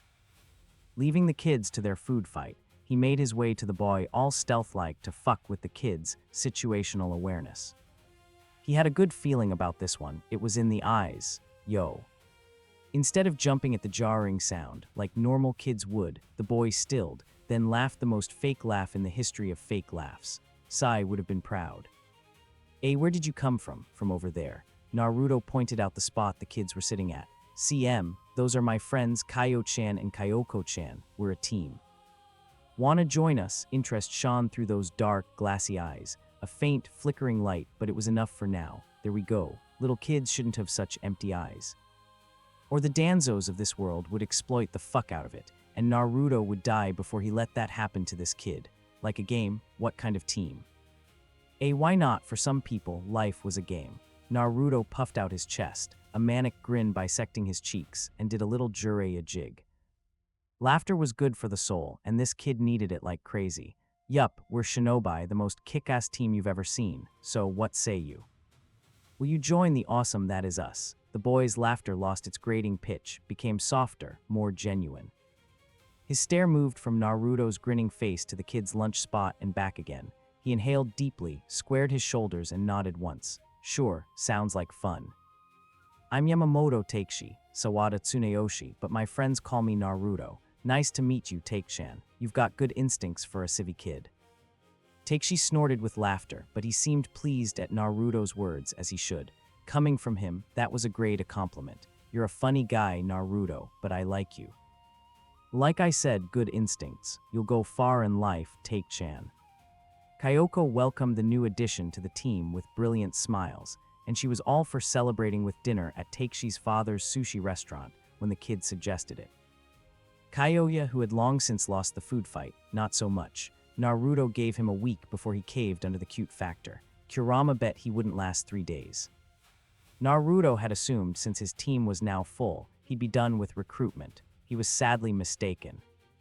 It was the morning after team formation, and Naruto had taken maybe 2 steps out of his home when a hurricane nearly swept him off his feet. What the hell? He blinked and it was coming back. Like the hurricane made a U-turn and came straight at him, then it turned into a kid. He caught one glimpse at the boy's silvery white hair and coal gray eyes and all that fucking energy before he suffered something far worse than the sunset of youth genjutsu flashbacks. He would not make the connection, not illegitimate love child of the porn addict and the green beast, fuck you, Kurama. Ironically enough, Kurama was the only being in Konoha who ever acknowledged Guy's self-proclaimed moniker. Stealing himself since the fox had made it fucking legit, Naruto looked at the kid, who was now bent at the waist, the perfect 90-degree bow, just like, nope, no way, can't do this. Thank you for saving my sister and for being Kyoko's friend. Please take care of her to the extreme. Ma, no problem, kid. Shit, did he just pull a Kakashi-sensei on reflex? Next thing he knew, they'd be having rock, paper, scissors contests. This kid was messing with his head big time. You're Kyoko-chan's brother then. Straightening up, the brat shot him a huge grin, and Naruto braced himself for the coming horror. It never came, huh? Guess only Kyoko inherited the genjutsu-inducing smiles in the family, which now made perfect nope, not going there again. Kids volume, on the other hand, Sasagawa Ryohei. Since you're Kyoko's friend, your family now, Sawada, call me Oni-san, like hell. Yeah, no, you can be Ryo-chan. And Naruto really wanted to leave it at that, but then he had to take a long, good look at the kid. Because he knew Guy, and he knew Lai, and there was no way this kid wasn't pushing himself past his limits. And there was no teacher to tell him off, and holy shit, kid, you're running on willpower and chakra boosts, the hurricane makes sense now. Come with Kyoko-chan to practice this afternoon, was out of his mouth before he could stop it. Might as well go on. Your extreme training is stressing your body so much that your chakra is compensating by enhancing your muscles and tendons and what have you. Not only is that dangerous for a novice, but unless you're a taijutsu master or a medic nin with good control who knows anatomy inside out, it's counterproductive and does more damage in the long run. I'm gonna set you up with a new training schedule, all right? Ryohei's expression said he understood maybe 1.5 sentences in all that, but his emphatic nodding compensated for the rest. I'll extremely be there. Chapter 8 Chapter Text. Ryohei's inclusion to the Chibai Shinobi Training Brigade wasn't as smooth as Takeshi's. But Kyoya hadn't made much of a fuss about it because, in truth, the boy was more of an extreme extra than an integral part of the team. Naruto had put together a reasonable training plan for the kid, forced him to rest for a few days to undo the stress on his chakra system. Then let him loose to terrorize Namamori's population and wildlife alike from dawn to dusk. He'd have been Lee's dream student and everyone else's nightmare. Takeshi might have been too cheerful for Kyoya's tastes, and too fake, too hurt inside, though they were all working on fixing that. It was an uphill battle every day, but the boy never turned a spar down and always gave as good as he got. There was a vast well of potential in this kid, a fascination with sharp, shiny objects, an ungodly hand-eye coordination, and a hell of a competitive spirit. He'd have made a terrifying Kiri-nin. All Naruto had to do was to put a bakken in his hand and have him learn his family kenjutsu style from his dad once he whipped the kid into shape. His father had taken Naruto aside after introductions were made, looked him dead in the eye. Gazed keen and assessing, judging, then bowed his head and entrusted his son to Naruto's care. Age means nothing for you and me, like he had said, lips curled wryly. Dark circles under his eyes, jaded by a profession that left things behind, still mourning the loss of his wife. Naruto had dipped his chin in respect, from one killer to another, because what Tsuyoshi had truly tested for was Naruto's resolve. If he was prepared to kill for his son's safety, if he was willing to value Takeshi's life over someone else's. There was always a price to pay for people like them. Kyoko was in a league of her own. She had a real future in infiltration, what with her misleading appearance, natural affinity for genjutsu, and budding spy network among the kiddies in their school and the grandmas in her neighborhood. Naruto hadn't yet settled on what taijutsu style would suit her, and her stamina was shit for the time being. But give her a few years, and she'd become the kind of kunoichi the Anbu Corps would have fought tooth and nail to recruit. Genjutsu was scary as fuck when mastered, not to mention, Naruto suspected she might have the chakra control for medical training, too. Now Kyoya, the less said about Kyoya, the better. Naruto was half convinced he could have thrown him at the Jubai, and the little brat would have survived longer than seasoned Iwanin. That brat was a monster. Speed, power, precision, control, he had it all, in spades. The sole thing he lacked was self-restraint, which was also why Naruto hadn't started him on ninjutsu training just yet, focusing on weapons handling instead. Arming that little hellion was overkill. If he added Katen Jutsu to his repertoire, Sage Save Them All, he'd burn the whole world down. That little beast was slated to be the next Itachi. How had Uruka-sensei ever managed a whole class of ninja kids? Naruto had his hands full with training this crazy bunch, and there were only 4 of them. Or, that was how it was supposed to be. Problem was, the kids didn't get the memo. Kyoko, the little angel, started the doom of Angola, as Naruto would later dub it, and what Kyoko started, Kyoya, the little hellspawn, always finished. Because they were an inseparable pair, these two, best goddamn teamwork Naruto had ever witnessed in a male-female shinobi partnership, where she was subtle, he was blunt. Where she hit with illusions, he hit with steel. Where she fucked up the brain, he fucked up the body. Together, as mid-level genin, they could take on a B-rank nuke-nin and win. Worse, they would trash the poor fool, break their mind, break their body, ruin their reputation, and rob them blind.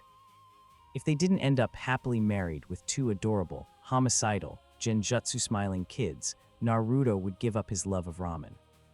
To make a long story short, Kyoko showed up in practice one day, a dark-haired girl in tow, and bade them to gather around for introductions, fingers haltingly signing in the code Naruto had been teaching them behind her back. Civilian, friendly, smart, join, team, this is Hana-chan. She wanted to know what we do after school and meet my friends. And wouldn't take no for an answer, was implied, because Naruto had hammered discretion into Kyoko's clever little mind. As Kyoko introduced the boys, Hana studied them, one by one, gaze intent, lingering first on Naruto, then on Kyoya. Good observational and threat assessment skills, Naruto would give her that. Kurikawa Hana, nice to meet you, I hear you're playing ninja. Dubious, flatly intoned, and a little accusing, interesting. Girl must have realized they were not playing the ninja game, as the teachers and half the parents were inclined to believe.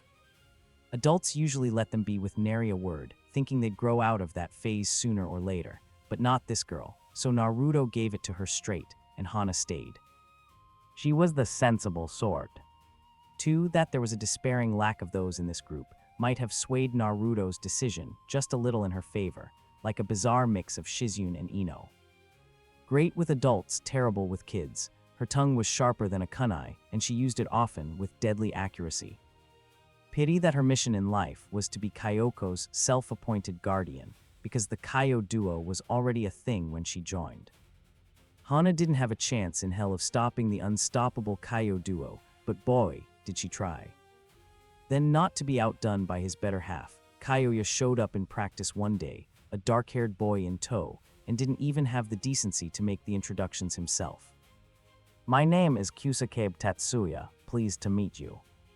The boy bowed from the waist with quiet dignity, the transition fluid and well-practiced, then fixed his gaze on Naruto and executed an even deeper, more respectful bow. I would very much like to join Kyo-san's team, sensei. Wow, polite. Where in the world did Kyo-chan find this kid? They're like polar opposites, was Naruto's first thought then. He even knows the chain of command. If he's as good at organizing stuff as he is at following protocol, I'm set for life. No more fucking paperwork. Tetsuya, Naruto decided right there and then, was a kami-given gift. He grinned at the boy, a vicious curl of lips, all blood on teeth, the kind of mad grin one wore as he stood victorious over the corpse of his enemy. Welcome to the team, Tetsu-chan. If his decision was more based on his future paperwork-free utopia than the kid's future mental health, well, no one had to know. Kyoya knew. He wore the same grin when he met Tetsu. Tetsuya stumbled out of his picture-perfect bow, blinking slowly, as if he recognized that grin but had no idea of its importance. Hana, quicker on the uptake, seemed to put two and two together and come to the right conclusion. She patted Tetsuya's back in mute understanding and comradeship. That girl was one smart cookie. Ah, teamwork brings a tear to my eye. Naruto gave them a thumbs up. Tetsuya cautiously returned it, whereas Hana made a very rude gesture little girls should not really know. Chapter 9, chapter text, my relative wants to meet you, sensei. To inquire about your qualifications.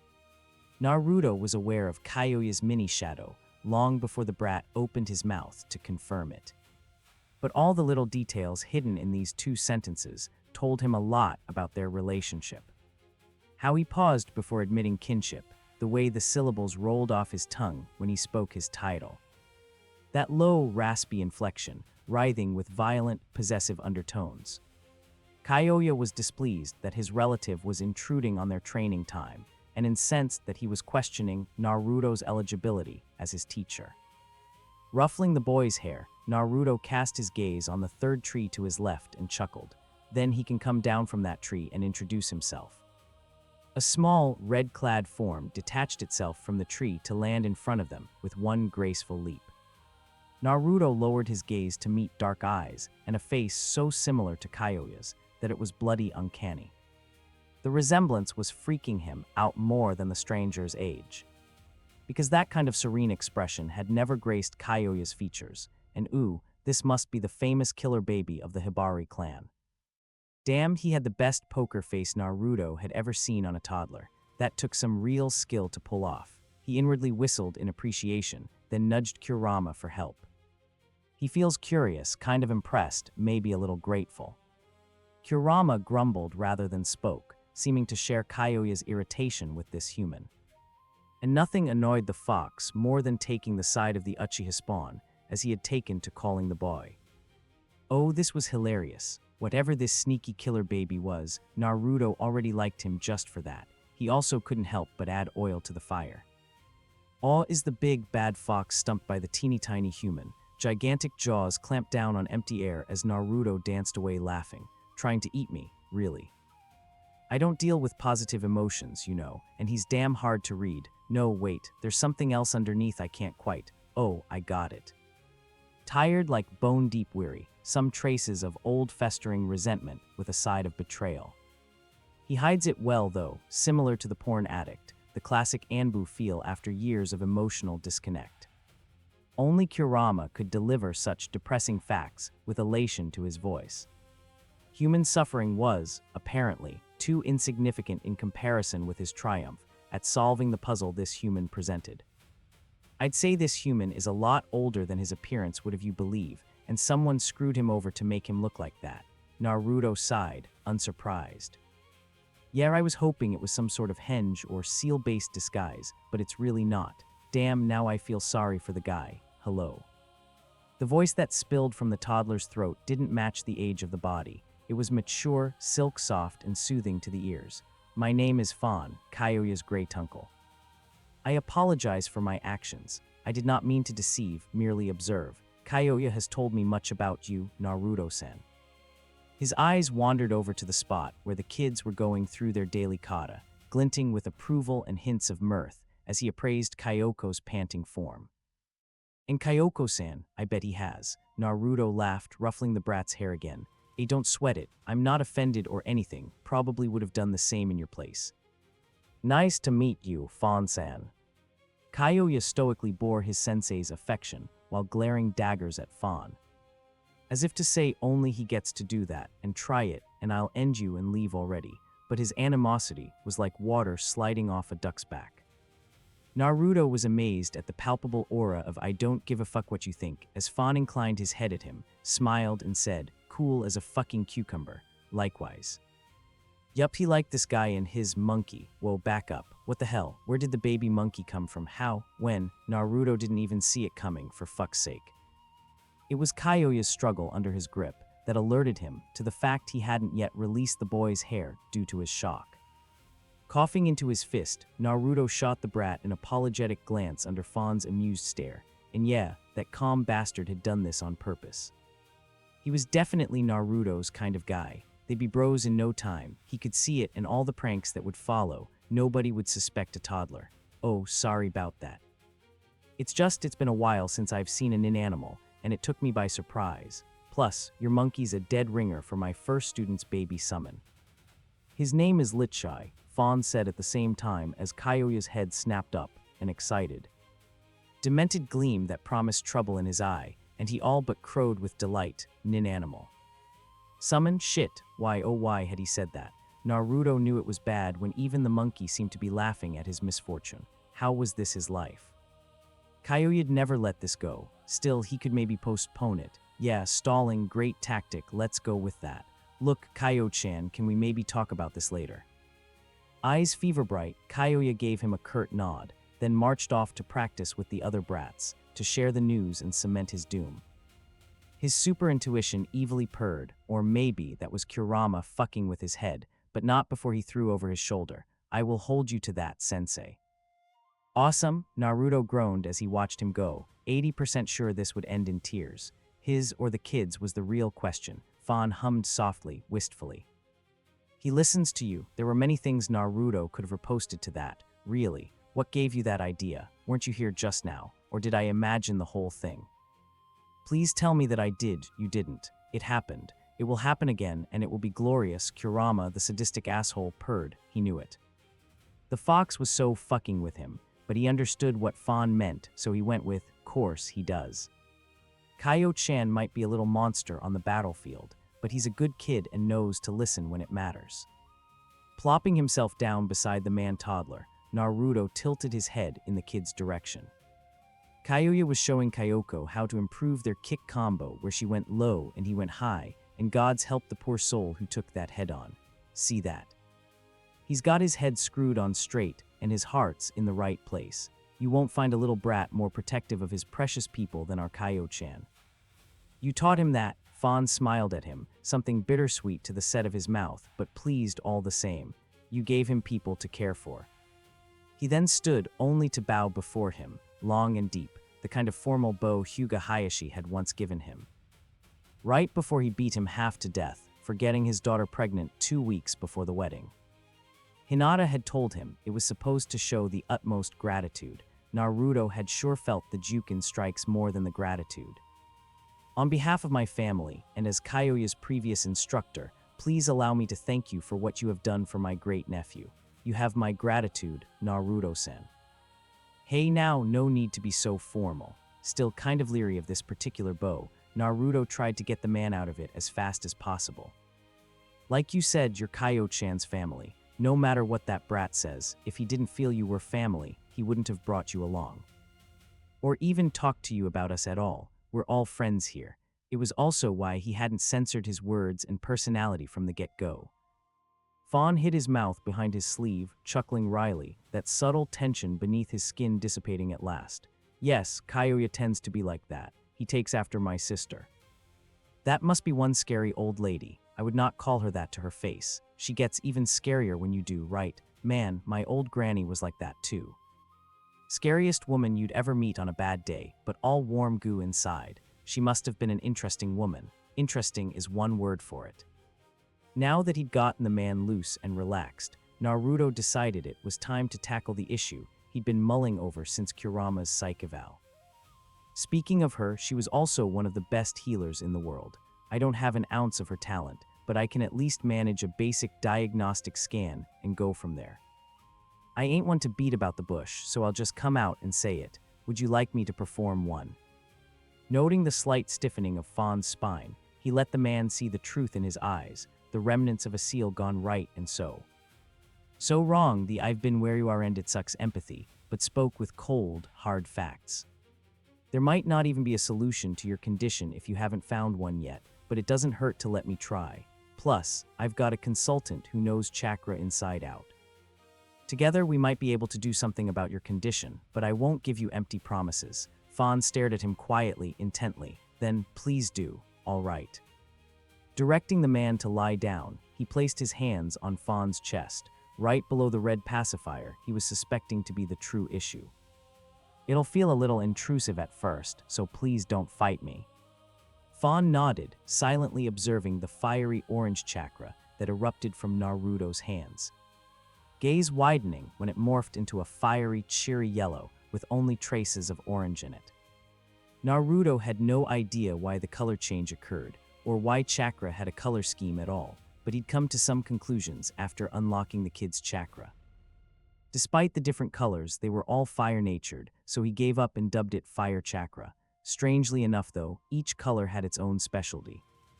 Red was so potent that it didn't just burn things, it actually disintegrated. Hell, it even burned pure chakra. Hana was having real fun with it, the little pyromaniac. Yellow was better suited for medical ninjutsu and physical enhancement. Ryohei had been constantly emitting it before Naruto got involved in his training. He didn't have the control for medical stuff yet. The little brat could not, for the life of him, sit still to learn, but he was a pro at buffing himself up. Blue was some dangerous shit, in Naruto's opinion, because it fucking drained chakra and put people into comas if they were hit with a large dose of the stuff. The thief that broke in to take sushi one fateful night could attest to that. Takeshi would be one scary motherfucker in the future. Green was the most befuddling color since it was awesome for lightning and earth jutsu. Naruto couldn't understand it. They were supposed to be opposing elements, but it fit Tetsuya's personality to a T. That boy was a steady rock and quick as lightning when it came to the Kaio duo fucking things up. The police had him on speed dial by now. Indigo was perfect for Genjutsu, which was ironic because, after Red, it was the second most straightforward of the bunch. It had one function, and that was illusions. Kyoko kicked ass with it. Sometimes, Naruto swore she even wove real illusions. Then again, he sucked at Genjutsu. If Kurama wasn't his partner, he'd have been in deep shit during spars with her in a few years. Purple was just bizarre, because it was really, and Naruto meant really, diverse. It could do clones, it could do the Akimichi specials, it could do barriers, it was insane, and thus it was perfect for Kyoya, because that brat was insane too. Orange might not have specific uses like the others, but it made everything better. Like seriously, every jutsu performed was guaranteed to be flawless if there was orange in it. Naruto always had to defend his love for orange as an awesome ninja color to all the non-believers in Konoha, but he was now vindicated. Take that, suckers. All the kids could do two colors, though they usually stuck to their primary, and Naruto could manage most, except indigo and blue. Kurama was in love with red. It was a match made in hell, also hilarious since it was the most Uchiha of them all. And Naruto told him so every single time, only for Kurama to cite spoils of war as his justification for loving it to death. Fawn was red, Naruto discovered once he slipped into his chakra system, and powerful, potent red at that. He'd burn Hana's red to ashes in seconds along with the girl herself. Problem was, his chakra seemed to be paying alimony to the pacifier every second of every hour. The toddler body was the most visible consequence of that. What do you think, Kurama? That red pacifier is an abomination, but it probably serves an important function we currently know nothing about. If we destroy it, things could get ugly. The fact that it sucks chakra is a bad sign. Kurama's face twisted into a murderous scowl. Remember last time we dealt with something like that, as if he could ever forget. Fucking Otsutsuki, he spat. No offense to your old man, but his family was full of delusional psychos. So we need to, what? Find another source of chakra for the damn thing. That would be the safest solution. The fox nodded, settling back down lest his riled-up chakra affect the scan. A self-sustaining chakra source, to be exact. Easier said than done. Do we know any seals that do that? Naruto rifled through his memories. He'd taken up Fuinjutsu after the war, but he wasn't an expert by any means. Identifying seals was child's play, sure, and he could do a surprising variety of them, but designing original seals. Yeah, no, Kurama was leagues above him in that field. All I'm coming up with is Shukaku's tea kettle and Juki's pot, but those things just contained an ungodly amount of chakra. It would be a temporary solution, though. If we filled it up with enough chakra, it would hold for years before it needed to be recharged. It could work. Kurama shrugged, then returned to murderous scowling so fast, he almost gave Naruto whiplash. Still, you should find the creator to learn more about this thing before you try anything. And by find, he meant slow roast him with red fire chakra, cut him into tiny little pieces, and feed him to the fox. Naruto was totally on board with that. Yeah, I've got a Baijudama with that asshole's name on it. Wrapping up his scan, he prepared to slip out of the man's chakra, only for his orange to flare up, overpower his yellow, and start clinging. Naruto cursed. Orange fire chakra was awesome, yeah, but it always pulled this needy bullshit. The kids didn't mind, they actually liked the feeling, but Naruto was getting tired of this reaction. Oh, don't mind that, nothing harmful, happens all the time with the kids. My chakra kinda likes your chakra, he quickly blurted out, in case Fawn got the wrong impression he was messing with his chakra. Only to blanch as he realized how his choice of words could also give the wrong impression. Shit, that came out wrong. What I meant, wait, why did he cover half his face with his sleeve again, was that snickering. His horrified expression turned deadpan faster than Kurama's 2 minutes ago. You're laughing at me. Fawn didn't even have the decency to deny it. Naruto could now see the family resemblance all too clearly. Yes, but do forgive me. Your terminology greatly amused me. You have a better one. As a matter of fact, okay, that was it. The bastard was now asking for it. Naruto opened his mouth and bellowed, "Oi, brats, gather round. Fonsan's gonna explain chakra theory to us. Isn't it kind of him? Give him a round of applause." He even demonstrated by clapping, all the while giving Fawn a shit-eating grin. Not so amused now, huh? If Deadpan could mimic calm as far as expressions went, then Fawn had perfected it. "You are a terrible person, and don't you forget it." Before the kids reached them, he leaned in to whisper, "We'll talk about your condition later. Yeah, come over for dinner. I've got things to discuss." And that was how they learned about flames and harmony. Naruto still liked his terminology better.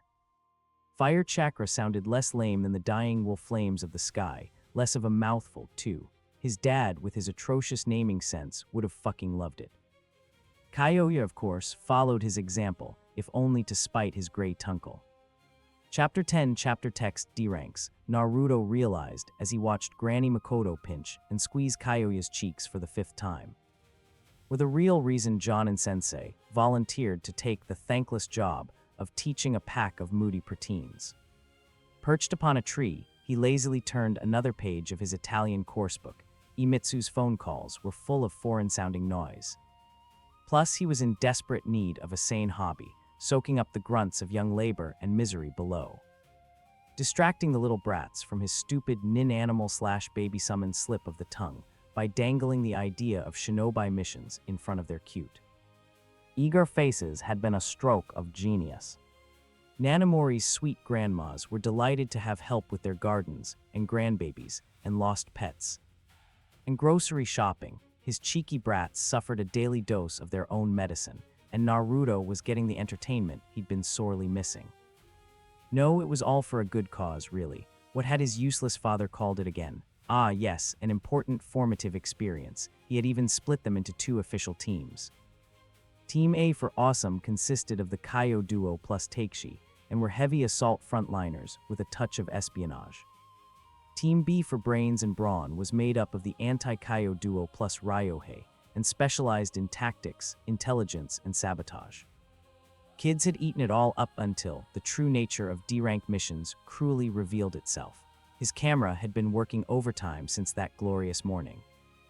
Naruto had so far filled up half an album, a fact he never failed to remind them. Their attempts at stealing it were adorable, good practice too. Hana's and Tetsuya's combined efforts, especially. These two had a knack for devious, convoluted plans that ranged from plying him with ramen to divert his attention, to henging into his camera and substituting with it, to breaking into his home in the dead of night. It was hella nostalgic and, like Team 7 before them, doomed to fail in hilariously embarrassing ways. He knew, though, something's gotta give. D-ranks were fine for building bonds and cohesion in genin teams, but his brats had that in excess. Not to mention half of them were edging towards Chunin-level competency and battle prowess. If he didn't move them up to C-rank soon, there would be spectacular explosions all around, starting with Kyoya's temper. What kind of C-ranks was Naruto's issue? He'd have unleashed them on the local Yakuza if he hadn't used them as a means of venting for years. Nowadays, the scum of Namamori took one look at him and ran in the other direction screaming for mommy. No way would the fucking cowards sit still for the kids to play with them. Maybe they could be good for tracking experience, but once caught it would be game over and pleas for mercy again. Where was the challenge in that? On a brighter note, crime was at an all-time low in peaceful Namamori, but nobody could explain why. The police were too terrified of the Kaio duo to put a mark on their record. All reports were read once, given performance ratings, which Tetsuya collected after damage control, then destroyed with extreme prejudice. Naruto had been thinking of consulting Fawn when the man inadvertently solved his issue by sending 2 mafiosi to his doorstep. The last thing Naruto expected to find when he returned home after Granny Makoto's roses had been pruned and watered was 2 foreigners in classy Italian suits just chilling on his front porch. Silently, he appraised the pair, taking note of everything that stood out about them. "You think they're Vingola?" A smirk tugged at the corners of his mouth. Maybe Nano Timo came back for more. Kurama snorted. "Could be. I detect no ill intent at least. Hello, Naruto-kun. I am area of the Giglio Nero Famiglia. the dark-haired woman with the orange pacifier cheerfully said, standing up and smoothing down her skirt, as if she hadn't been waiting for him to come home for who knew how long. Then, without missing a beat, she shoulder-checked the man beside her, hard, and this is Gamma, my subordinate. The man with the slicked-back blonde hair, now identified as Gamma, made an aborted move to rub his abused arm. A hushed litany of basta, violent woman, and why do you always go for the arm, and you're gonna cripple me one of these days escaping his lips. So not Vengola, and if they weren't Timotio's associates and were aware of his nickname, they could only be Fawn's acquaintances, I presume. She snapped her fingers, winking at him. Got it in one. May we come in? That depends. Naruto hummed low in his throat, dredging up what little information Fawn had shared regarding his fellow Archibaldino. You're the one with the foresight, right?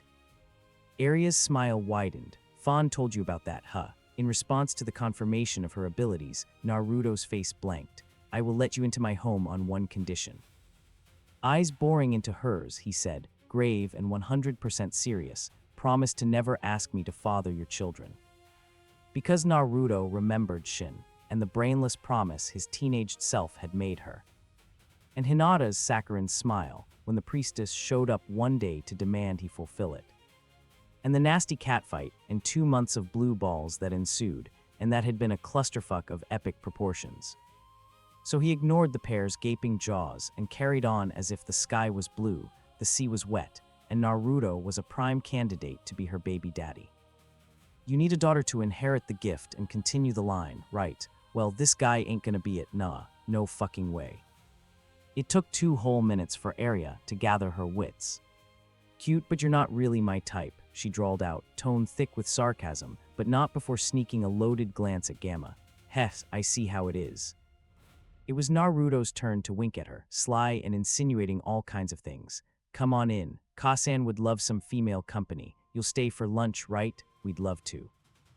Aria laughed, following him inside, a sputtering, red-faced Gamma on her heels. After introducing them to Nana, who was indeed ecstatic to host them for lunch, with no questions asked, the poor mind-fucked woman, he'd get to the bottom of this if it was the last thing he did. Naruto led them to his room. So, setting the tray down, he poured 3 cups of green tea and sat cross-legged on the cushion opposite from them. I'm guessing you're here about that thing around your neck. What can you tell me about its creator? Aria blew on her cup, taking a slow sip. Not much, I'm afraid. Unlike the other Archibaldino, I inherited the pacifier directly from my mother, so I never even met the guy. But what I can tell you about is the history of the Trinai set. She then launched into a ridiculous story about the foundation of the world and the balance that must be maintained, and the rings of power that made Naruto want to facepalm at the stupidity of it all. Like, who the fuck goes make me some rings and enslave some humans? Yes, that is the answer. Sauron, that's who. Kurama quipped with the air of someone who had read that story before and rooted for the villain. Naruto gave in and facepalmed. I'm glad you've been expanding your literary horizons. Really, I am. It's a great improvement from the dark days of late-night talk shows, but now's not the time, Kurama. Whatever you're thinking of doing is going to work. It's why we're here, actually, Aria was saying, eyes too blue and vast like the ocean and gazing beyond the present. I've seen it, the future, and it's beautiful. A sigh filled with longing slipped past her lips. Don't know when it'll happen, but it will, that much I can tell you. Then she smiled an unbearably tender smile and locked those deep blue eyes with his. I wanted to be the first to thank you for giving me the chance to spare my future daughter from this curse. Yeah, sure, you're welcome, I guess. Naruto drew his gaze away, uncomfortable as hell, because he hadn't even done anything yet. The moment was way too emotional for him. He had to break it somehow, and all his mind could come up with was. But just to be clear here, that would be the daughter I'm not going to father, yeah. 'Cause I've got enough kids as it is, and I didn't even get to enjoy making them. The sound of porcelain hitting the floor echoed dully in the long-ass silence that followed. Gamma turned to Aria, radiating disbelief and a sort of futile hope. Are you absolutely sure this kid is our only chance of breaking the curse, boss? Excuse me. Naruto hissed, mock-offended and playing it up because this guy had "please tease me" written all over his face, and who was he to deny him? I'll have you know I've been pulling miracles out of my ass, ending wars, rescuing princesses, saving worlds, beating gods, and kicking ass long before you were even a twinkle in your daddy's eye, kid." Flabbergasted, Gamma stared at him while the seconds dragged on, as if unable to reconcile what he was hearing with what he was seeing. Then must have realized he'd never win against Naruto's brand of insanity, and it was better to just agree with the crazy kid. "If you say so," he muttered, "I do say so." Naruto raised his chin, magnanimous like a king indulging a simple-minded commoner, which sent Gamma into another round of sputtering. Man, this guy made it so easy. Now, about this famiglia thing. What can you tell me about Vongola? It is a famiglia, yeah. Funnily enough, that served to resurrect Gamma's fighting spirit. Your daddy didn't tell you.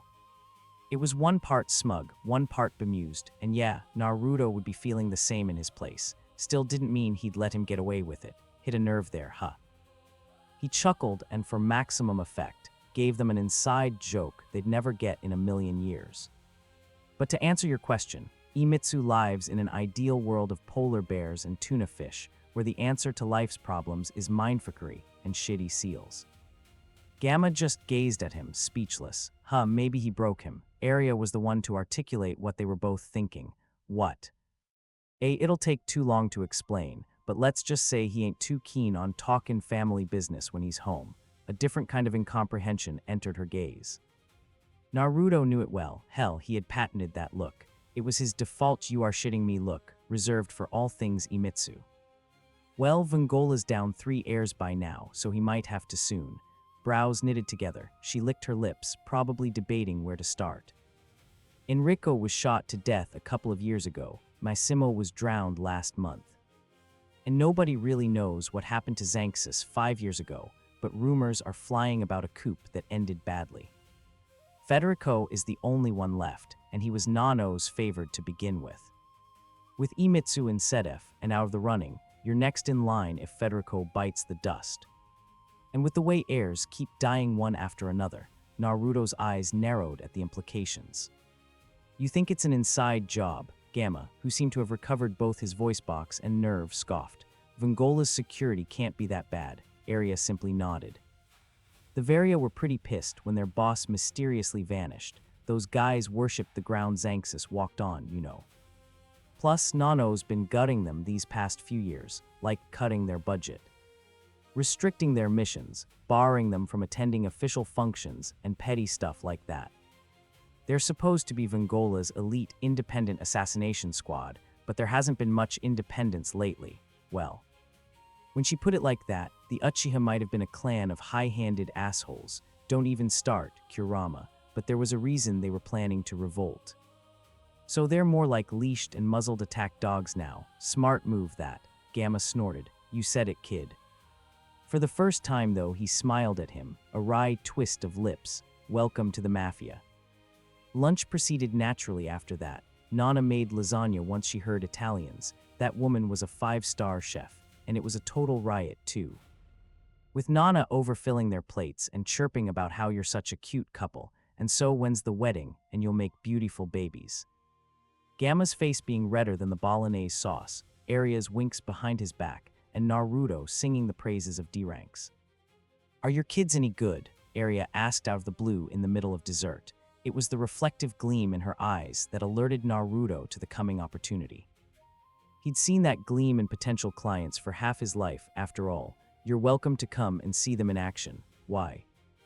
"Well," she began haltingly, as if choosing her words after careful consideration. "Giglio Nero is an old name in our world, so we get the respect we're due, but we're actually a pretty small famiglia. If I hadn't been the Sky Arcobaleno, we'd have been dragged into territory disputes ages ago.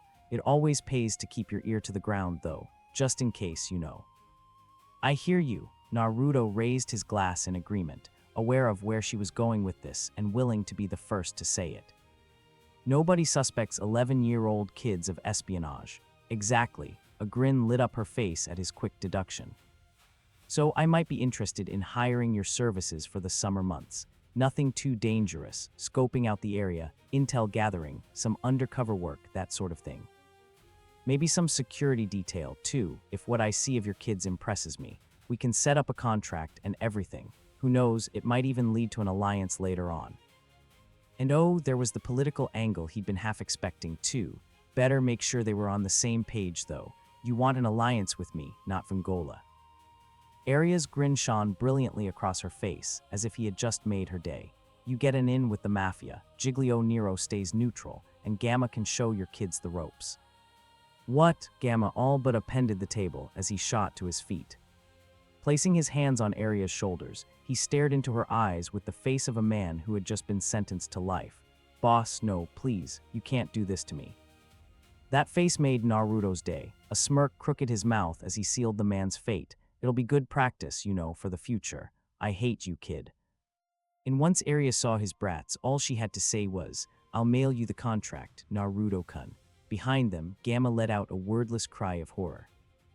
Naruto's smirk grew to a visceral grin as he shook Aria's hand. Pleasure doing business with you. 1 week later, said contract arrived with the added bonus of tickets to a place called Mafia Land. Aria's postscript explained how it was a Mafia-only resort and a small token of her gratitude for foreseen events. For a moment, Naruto wondered if that place was built with shinobi brats in mind, but oh, well, not his problem. Pack up your things, brats. We're going on a field trip. Mafia Land would never be the same. Chapter 11, Chapter Text, Welcome to Mafia Land. Please state your name, the number of your party, and famiglia or affiliation. Naruto stared at the woman blankly. Her Japanese was too perfect, her smile too plastic, her voice too even. Never mind the fact she had figured out his nationality before he'd even reached her desk. Who knew what else she'd managed to glean when he did speak? What the hell? Was she even human? This shit was on par with the instant profiling only veteran T and I specialists could pull off. He was now glad Aria had taken the initiative to provide fake documentation for him and the kids as a just-in-case. Gotta love her intuitive just-in-cases. Uzumaki Naruto. 7, including myself. We are affiliated with the Giglio Nero Famiglia. Thank you. Please wait a moment, was uttered with only the merest twitch of facial muscles. Impressed, Naruto signed discreetly for Kyoko to take notes, and by the time the woman had processed their information, the girl's cute smile had transformed into a passable imitation of that creepy-as-fuck, I know all your secrets smile. Not quite there yet, but Naruto gave her a B+ for effort. This trip was already proving to be highly educational. Here are your passes. Please refer to the desk on your right if you wish to make use of our training facilities. Have a nice stay, and it was getting better. Moving out of the line, he passed the identification cards around and gathered his brats up near the exit to lay down the law. Well, kids. I have bad news, good news, and better news. 6 pairs of curious eyes peered at him, unblinking, with the kind of intense focus trained soldiers afforded their commanding officer. It was freaking out the motley crew of not-so-casual observers the name Giglio Nero had attracted. Heh, amateurs. Little brats had them pegged, too, silently exchanging coded messages and debating over which target read. Unfortunate victim they got to fuck with first. Bad news is, our affiliation to Aria-san is now known, and our actions here will reflect on her famiglia. Kyoya and Hana shot him an impatient glare, in total sync for once, as if to say obviously, and who do you take us for, and get on with it. He had taught them well, hadn't he? Naruto grinned a fox-like grin, all mischief and stretched cheeks, and damn proud of his little ducklings. Good news is, we know the importance of having an alibi and plausible deniability.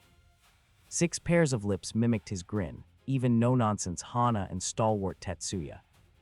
Because they were on an effing vacation, and this was their chance to distress, and who cared about professional criminals getting their just desserts. If the bystanders were freaked out before, they were now downright alarmed. Better news is, they have training facilities we can use.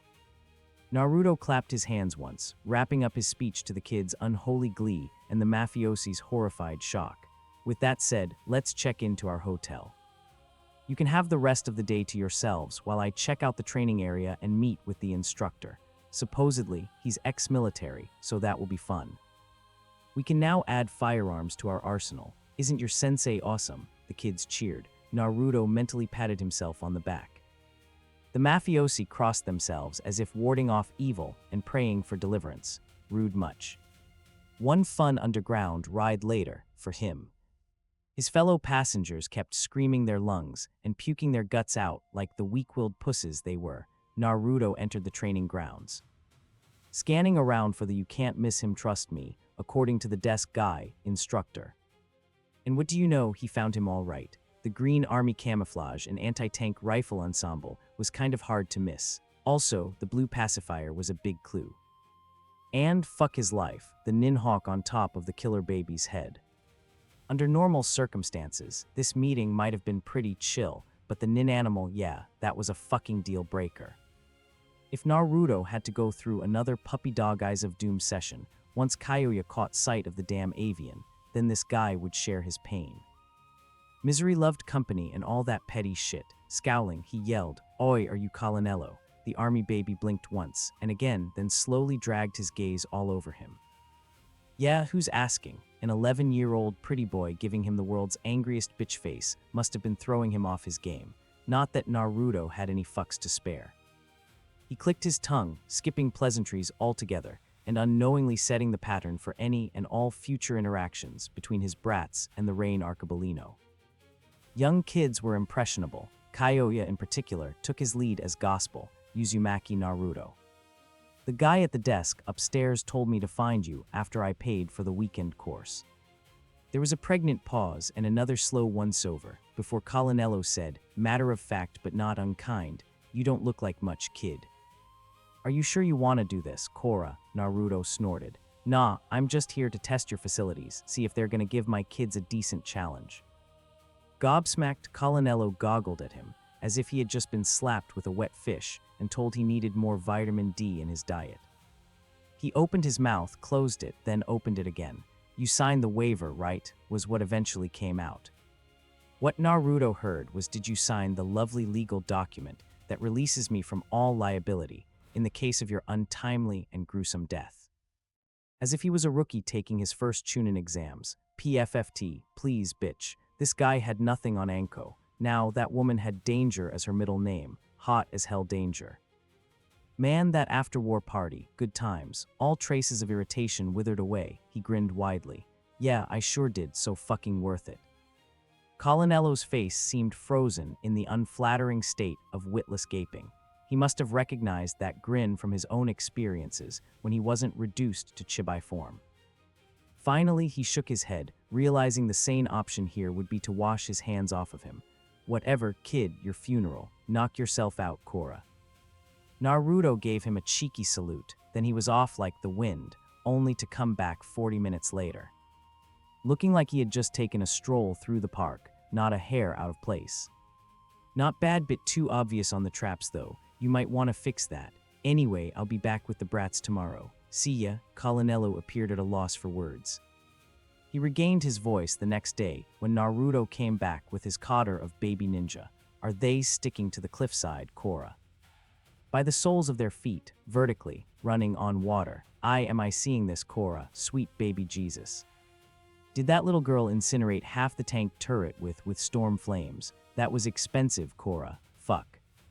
Lorenzo was still inside. "That's not the minefield area, Korra. Why are there explosions?" "What have you been teaching these? Did that boy just grow a giant arm? These are not human kids, Korra." "Good job, brats. If you keep this up, I'm gonna have to devise some sort of Chunin exam sooner than I thought." In the middle of that heartwarming scene, abound with praise, hair-ruffling, self-satisfied kitty grins, and smoking craters in the background, Colonello pounced on Naruto. Gripping the lapels of his shirt with deceptively tiny fists, the killer baby headbutted him, half hissing, half screaming, Who are you, Korra?" Naruto could have avoided it, but didn't. Hell, he could have introduced himself properly, but this little asshole deserved everything Naruto could dish out and more. Because he had fucking called it yesterday. Kyoya's eyes were glued to the ninhawk, with no intention of forgetting he ever saw the bird, and every intention of making Naruto's life hell until he got him one. So in pure spiteful retaliation, he decided to be an even bigger asshole. Raising a brow, he went on full-on prankster mode. "I introduced myself yesterday, didn't I?" "That's not what I meant, and you know it. Well, like I said, the name's Naruto. As for who I am, attention." The Carcassa Famiglia is attempting a naval attack on Mafia land. I repeat, we are under attack. Customers are advised to evacuate to the designated shelters in an orderly fashion. Please remain there until the situation has been resolved. Thank you for your cooperation.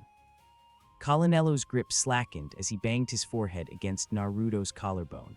Oh, for the love of Sparta, not again. When will those fucking morons learn better?